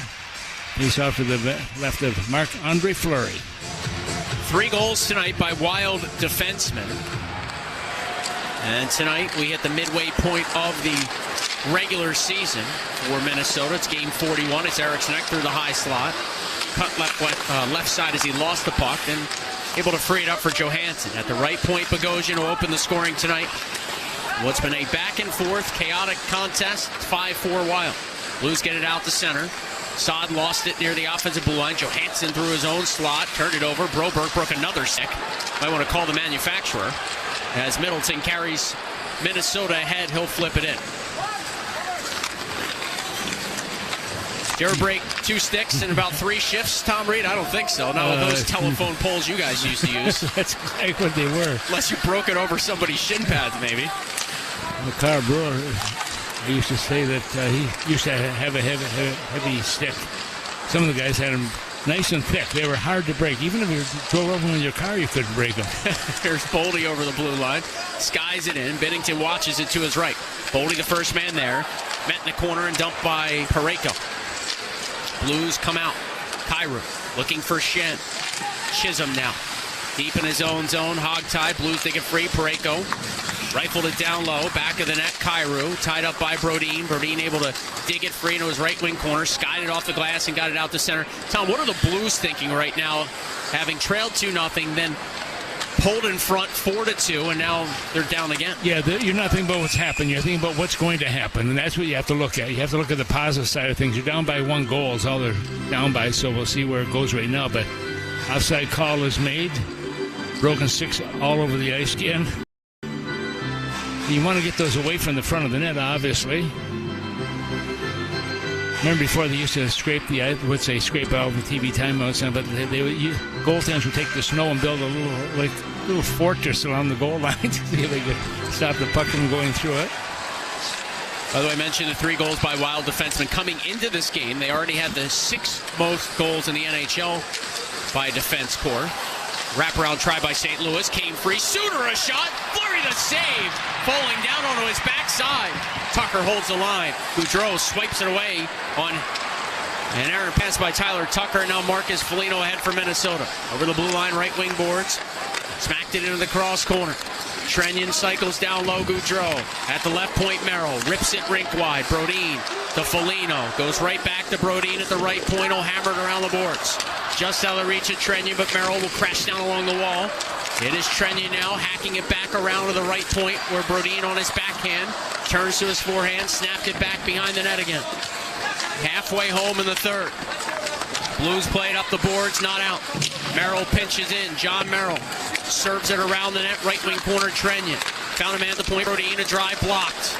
Nearly came right back to him, but this time Bolduc gets it out the center. Yeah, Brodin's really picked up a lot of ice time in this game, especially with the loss of Rock Faber. Blues are back in this building March the 15th to wrap up the season series. The Wild winners of the first 2 games. Here's Kyrou in with a little shot. That went wide. Broberg charges to it. Broberg centers. Holloway shot. Gold save, Fleury! Flashing the leather, robbing Dylan Holloway, and he hangs on. Holloway thought he had one for sure there. He's looking up the heavens right now, but there is Fleury making that incredible save as we've seen time and time again. Absolute robbery from the future Hall of Famer. 9:17 to go. Timeout on the ice. It's 5-4 Minnesota. You're listening to Wild Hockey, presented by Xcel Energy. Wild fans, score up to $2,600 in tax credits when you upgrade your home comfort system by purchasing a qualifying Bryant Evolution heating and cooling system. And with a 10-year replacement warranty from Bryant, you'll have peace of mind for a decade. Contact your local Bryant dealer and ask about tax credits, local rebates, and financing available for qualified buyers. Visit Bryant.com for more details. Bryant, whatever it takes, official heating and cooling company of the Minnesota Wild. You have a job and a paycheck. Sure, that usually works for keeping your finances on track. But there are times when having access to the money you've already worked for can be a game changer. In between times are the ones that can make a big difference in your life. In comes Daily Pay. With Daily Pay, you can access your earned wages when you want them. Because your hard work happens on the daily, you should be able to reap your rewards on the daily. Find out if your company offers Daily Pay. Visit us at get.dailypay.com. Scoreboard update. Well, in Boston, the Oilers blank the Bruins 4-0. We've got a Stars overtime win. They take out the Rangers in New York. 5-4 is the final there. Blue Jackets used the shootout to skate past the Penguins 4-3. Lightning beat the Hurricanes 3-2. Trivia for Tom Reed and Joe O'Donnell. Red Wings beat the Senators 3-2 in overtime. Care to guess who scored the Wings overtime winner? Who goes first? Tom, you can go first. Gordie Howe. No. Joe? Patrick Kane. Patrick Kane gets it. Overtime winner for the Wings. They clip the Senators. Back to you guys. My next guess was Steve Eisenman. Yeah. Sid Abel. I don't think Kane will ever stop scoring goals. He's been a treat.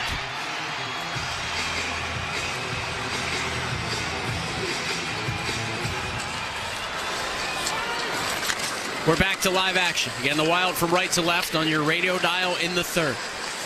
Johansson feeds it along. Hartman right side. Bumped as he threw it in front. Cut off by the Blues defense. They'll spring it along for Kyrou with Parayko joining the rush. Kyrou trying to find Parayko. Bogosian tapped that away. Holloway regathers. He'll turn it to the point. A shot here blocked by Eriksson Ek. Followed up by Holloway. He'll feed it to Fowler. Now Parayko with a lane. Fires! Fleury, the glove save, knocking it down. And then Hartman will just push it back to his netminder, who hangs on. Yeah, that's what you do. Fleury just puts a big glove over top of it, and with that, they'll just keep the faceoff deep in the Minnesota zone. 8:45 to go here in period number 3. It's still a 1-goal lead by Minnesota, 5-4. 9 goals in this game. The previous 2 games, they had a total of 5 goals in the first game, 6 in the second, and this being the third now has 9.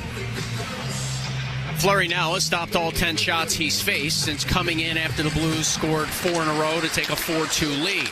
Shot here, blocked by Zuccarello. That came from Broberg. Out of the corner, Thomas up top, Falk firing one. That goes wide. Brodin battles for it, squeezed it along Zuccarello. We'll just tap out the center. By the way, the Blues without Nick Leddy and Torrey Krug. Krug will not play this entire season. Leddy out for a while as well. So you think about all the veteran defense that they already have in this lineup tonight, and you think about obviously Krug and Leddy and all their experience as Broberg carries in, took a shot, Fleury the save, rebound, rescued by Rossi, didn't get it out. Falk to Buchnevich. Blues making a push here, handed along Broberg. He'll activate. Broberg into the corner, spun away from Brodin, shovels it back up top, Buchnevich. Buchnevich a long drive, that glance wide, Thomas to the rebound. Robert Thomas left circle at the faceoff dot, firing, blocked by Chisholm. Big shot block there by Declan Chisholm, who backhands it out through center. It'll knock all the way in the blue zone, handled there by Binnington. Yeah, Minnesota's defense done a great job in this hockey game, also being without their star number 1 defenseman. Without number 2 also with Spurgeon. Certainly an insurance goal for the Wild would be nice. This one feels a bit precarious. 7:25 to go. The Wild 5, the Blues 4 in St. Paul. Bouncing puck comes in near Fleury. Middleton wrapped up, held in the corner by Sundqvist. Blues still haven't taken a minor in this game. Buchnevich down below his goal line. Excuse me. That was Sundqvist. It is jabbed along by Goudreau. Trenyon couldn't clear. Bolduc through the high slot. A wrister. Glove save, Fleury. Yeah, fairly easy save also. You can see it all the way coming in there. Sometimes you just want to catch on and get the stoppage of play and slow things down a little bit, and that's what happens there. Well, it's never too late to be a part of the season ticket member family. Become a Flex member today with a fully customizable plan tailored to you and your lifestyle. Learn more today at wild.com/season. I don't know if there was a sort of a minutes limit for Jake Middleton tonight.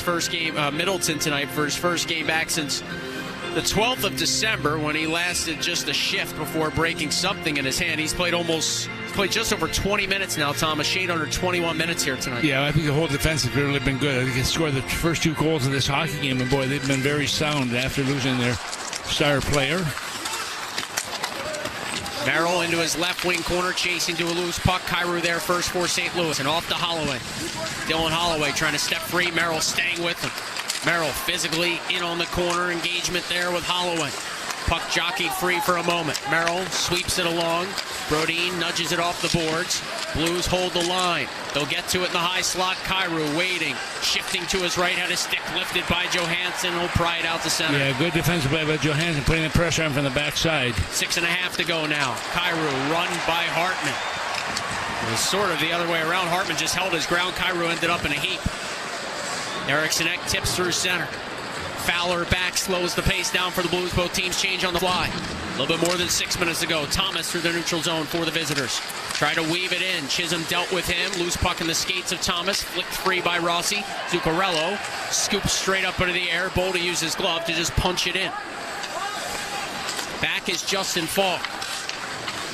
He'll skate out in his own right circle. Head Manning for a tip in. Thomas hustles to it. Robert Thomas watched by Chisholm in the corner over the left shoulder of Fleury. Blues dig it free. Falk fanned on his pass. 3-on-2 for the Wild if they hurry. Zuccarello outlets. It's Boldy over the blue line. Now it's a 3-on-3 as the Blues hustle back. Boldy spun left side. Rink wide feet. Zuccarello hacked it in front. A touch too far for Rossi. Boldy drills it around the wall. Zuccarello to the point. Brodin right back to Matt Zuccarello. Finding Boldy. A long wrister gloved by Binnington. Good puck control by Minnesota on that last shift. No question about it. Keeping the puck in the offensive zone. 5:25 to go. Can the Wild hang on at home? They lead the Blues 5-4. You're listening to Wild Hockey, presented by Xcel Energy. At Anderson, we understand the challenges of builders and contractors better than most. Here's proof from real pros. The best service department is the one you don't need, right? But when you do, I know they're going to be there. The 400 series has earned my trust to the point where we have put it in our own home. When somebody says Anderson, everybody responds quality. Helping builders and contractors craft their legacy. Anderson, the #1 trusted window and door brand. Claims based on 2022 Anderson brand surveys of U.S. contractors and builders. Beautiful mountains, wide open spaces, bustling cities and towns. There's a lot to love in our home states. And at Xcel Energy, we take pride in helping our local communities thrive. Beyond providing reliable energy, we help support the local economy and fund education with grants. Because your home is our home. And together, we can make it a better place to live, work, learn, and play. See how at excelenergy.com/community. When disaster strikes your commercial or multifamily property, every second counts. That's why property managers and business owners trust Clean Response. Clean Response is the Midwest's premier provider of comprehensive water damage and fire damage restoration services. Our expert team is available 24/7 to minimize disruption and help restore your property after loss. With decades of experience and cutting-edge technology, we handle everything from small incidents to large-scale emergencies. Visit cleanresponse.com or call 651-646-3408 to learn more.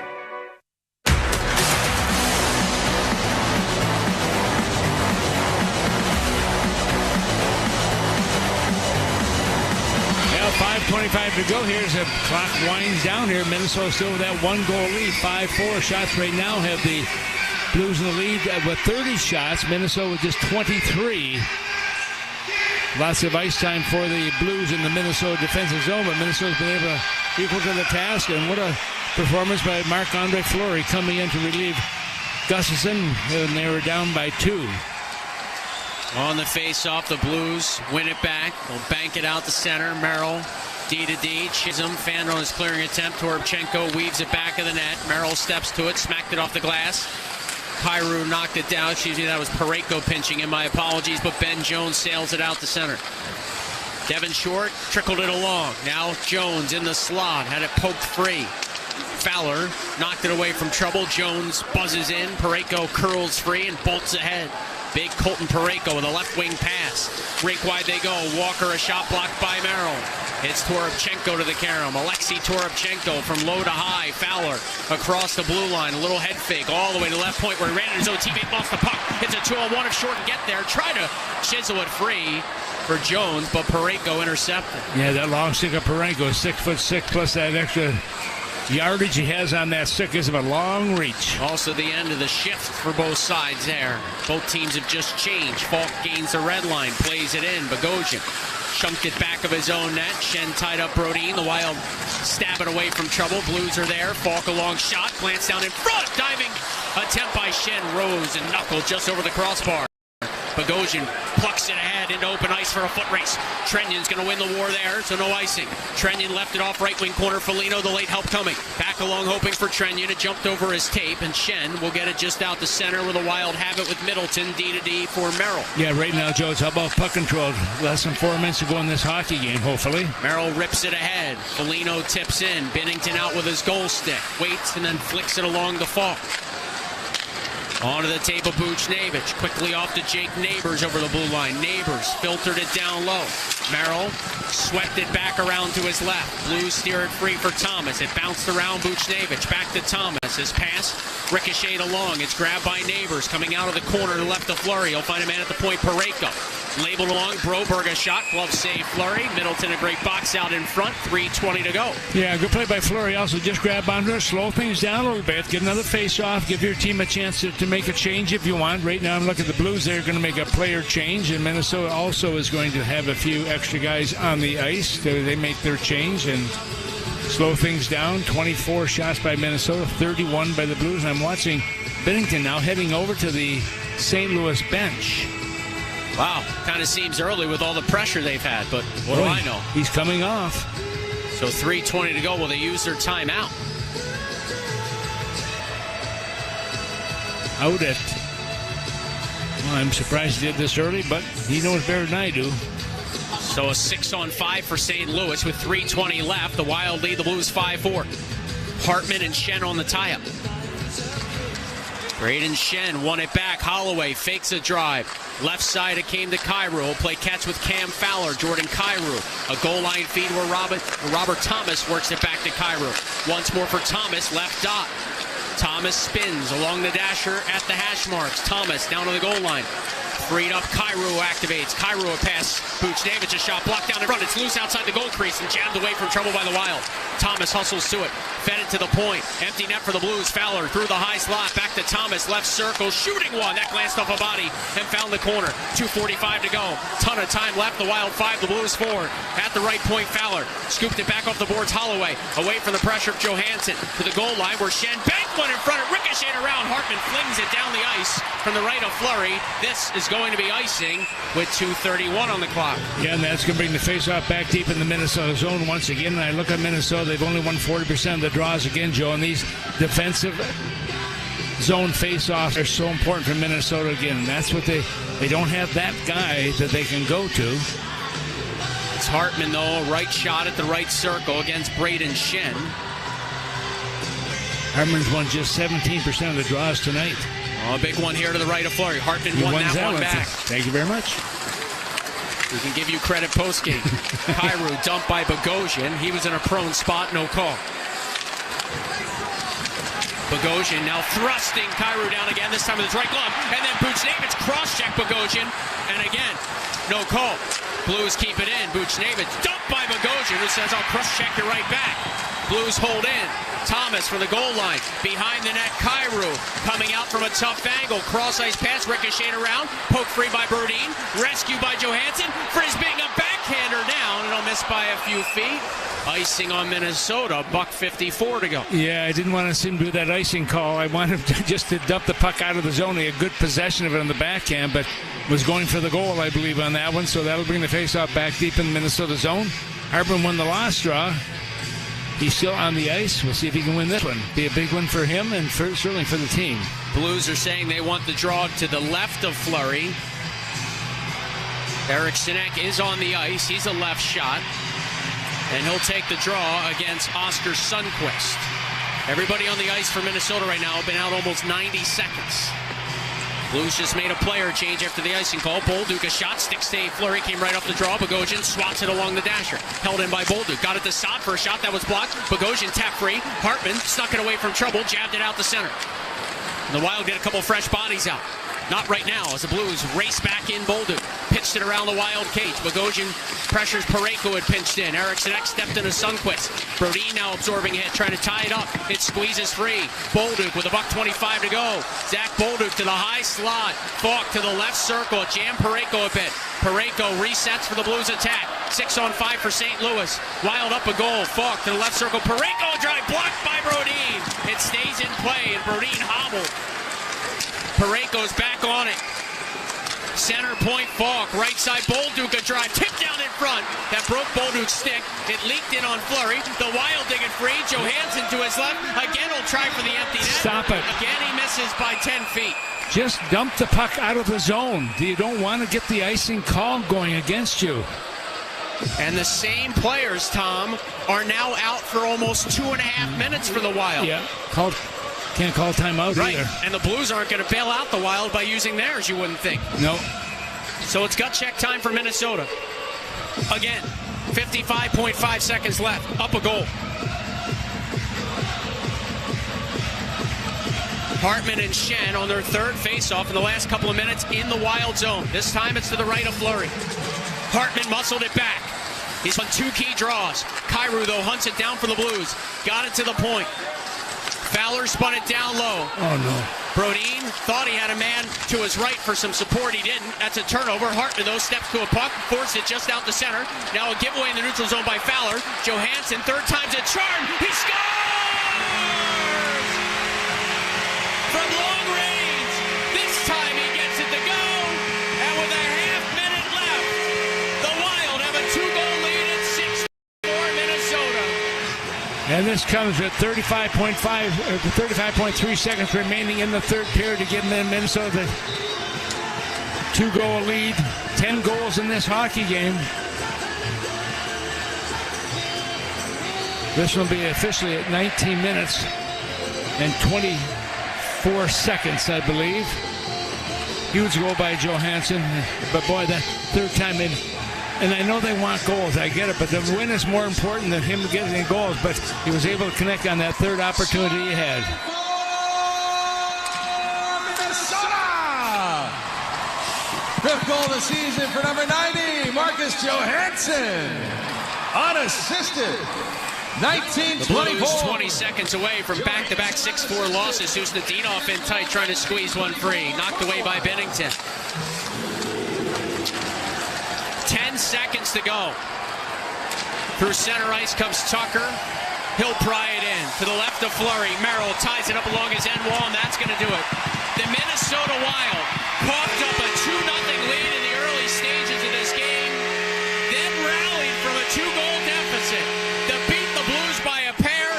6-4 the final as the Wild prevail here at home. Boy, that's a huge win for Minnesota, Joe. Also coming back here, being down by 2 goals, made a goalie change out here, and Fleury will get the win on this one because he's on the ice when the win goal was scored, and with that, Minnesota will capture 2 more points in the standings. And you look at Minnesota right now, how good they have been at home right now as of late. Their 20th game now, they're now 11-8-1, picking up 23 points in that stretch. But a lot of goals, 6-4 in favor of Minnesota. 10 goals in this one. This was a tough contest right from the get-go. And at the midway point of this season, compared to last season, the Wild have 9 more wins. And get this, 27 more points in the standings at the midway point, 41 games played, as opposed to last season. Yeah, and I think the big, you look at Minnesota and what they've been able to do, especially when going into this contest, they had 56 points now. Last year, after 40 games, they had 38 points. So a big difference with this club. Defensively, they've been so much better, too. They're not giving up the goals like they were last year. So the Wild, after shutting out the Hurricanes 4-0 Saturday and jumping out to a quick 2-0 lead here at home against the Blues,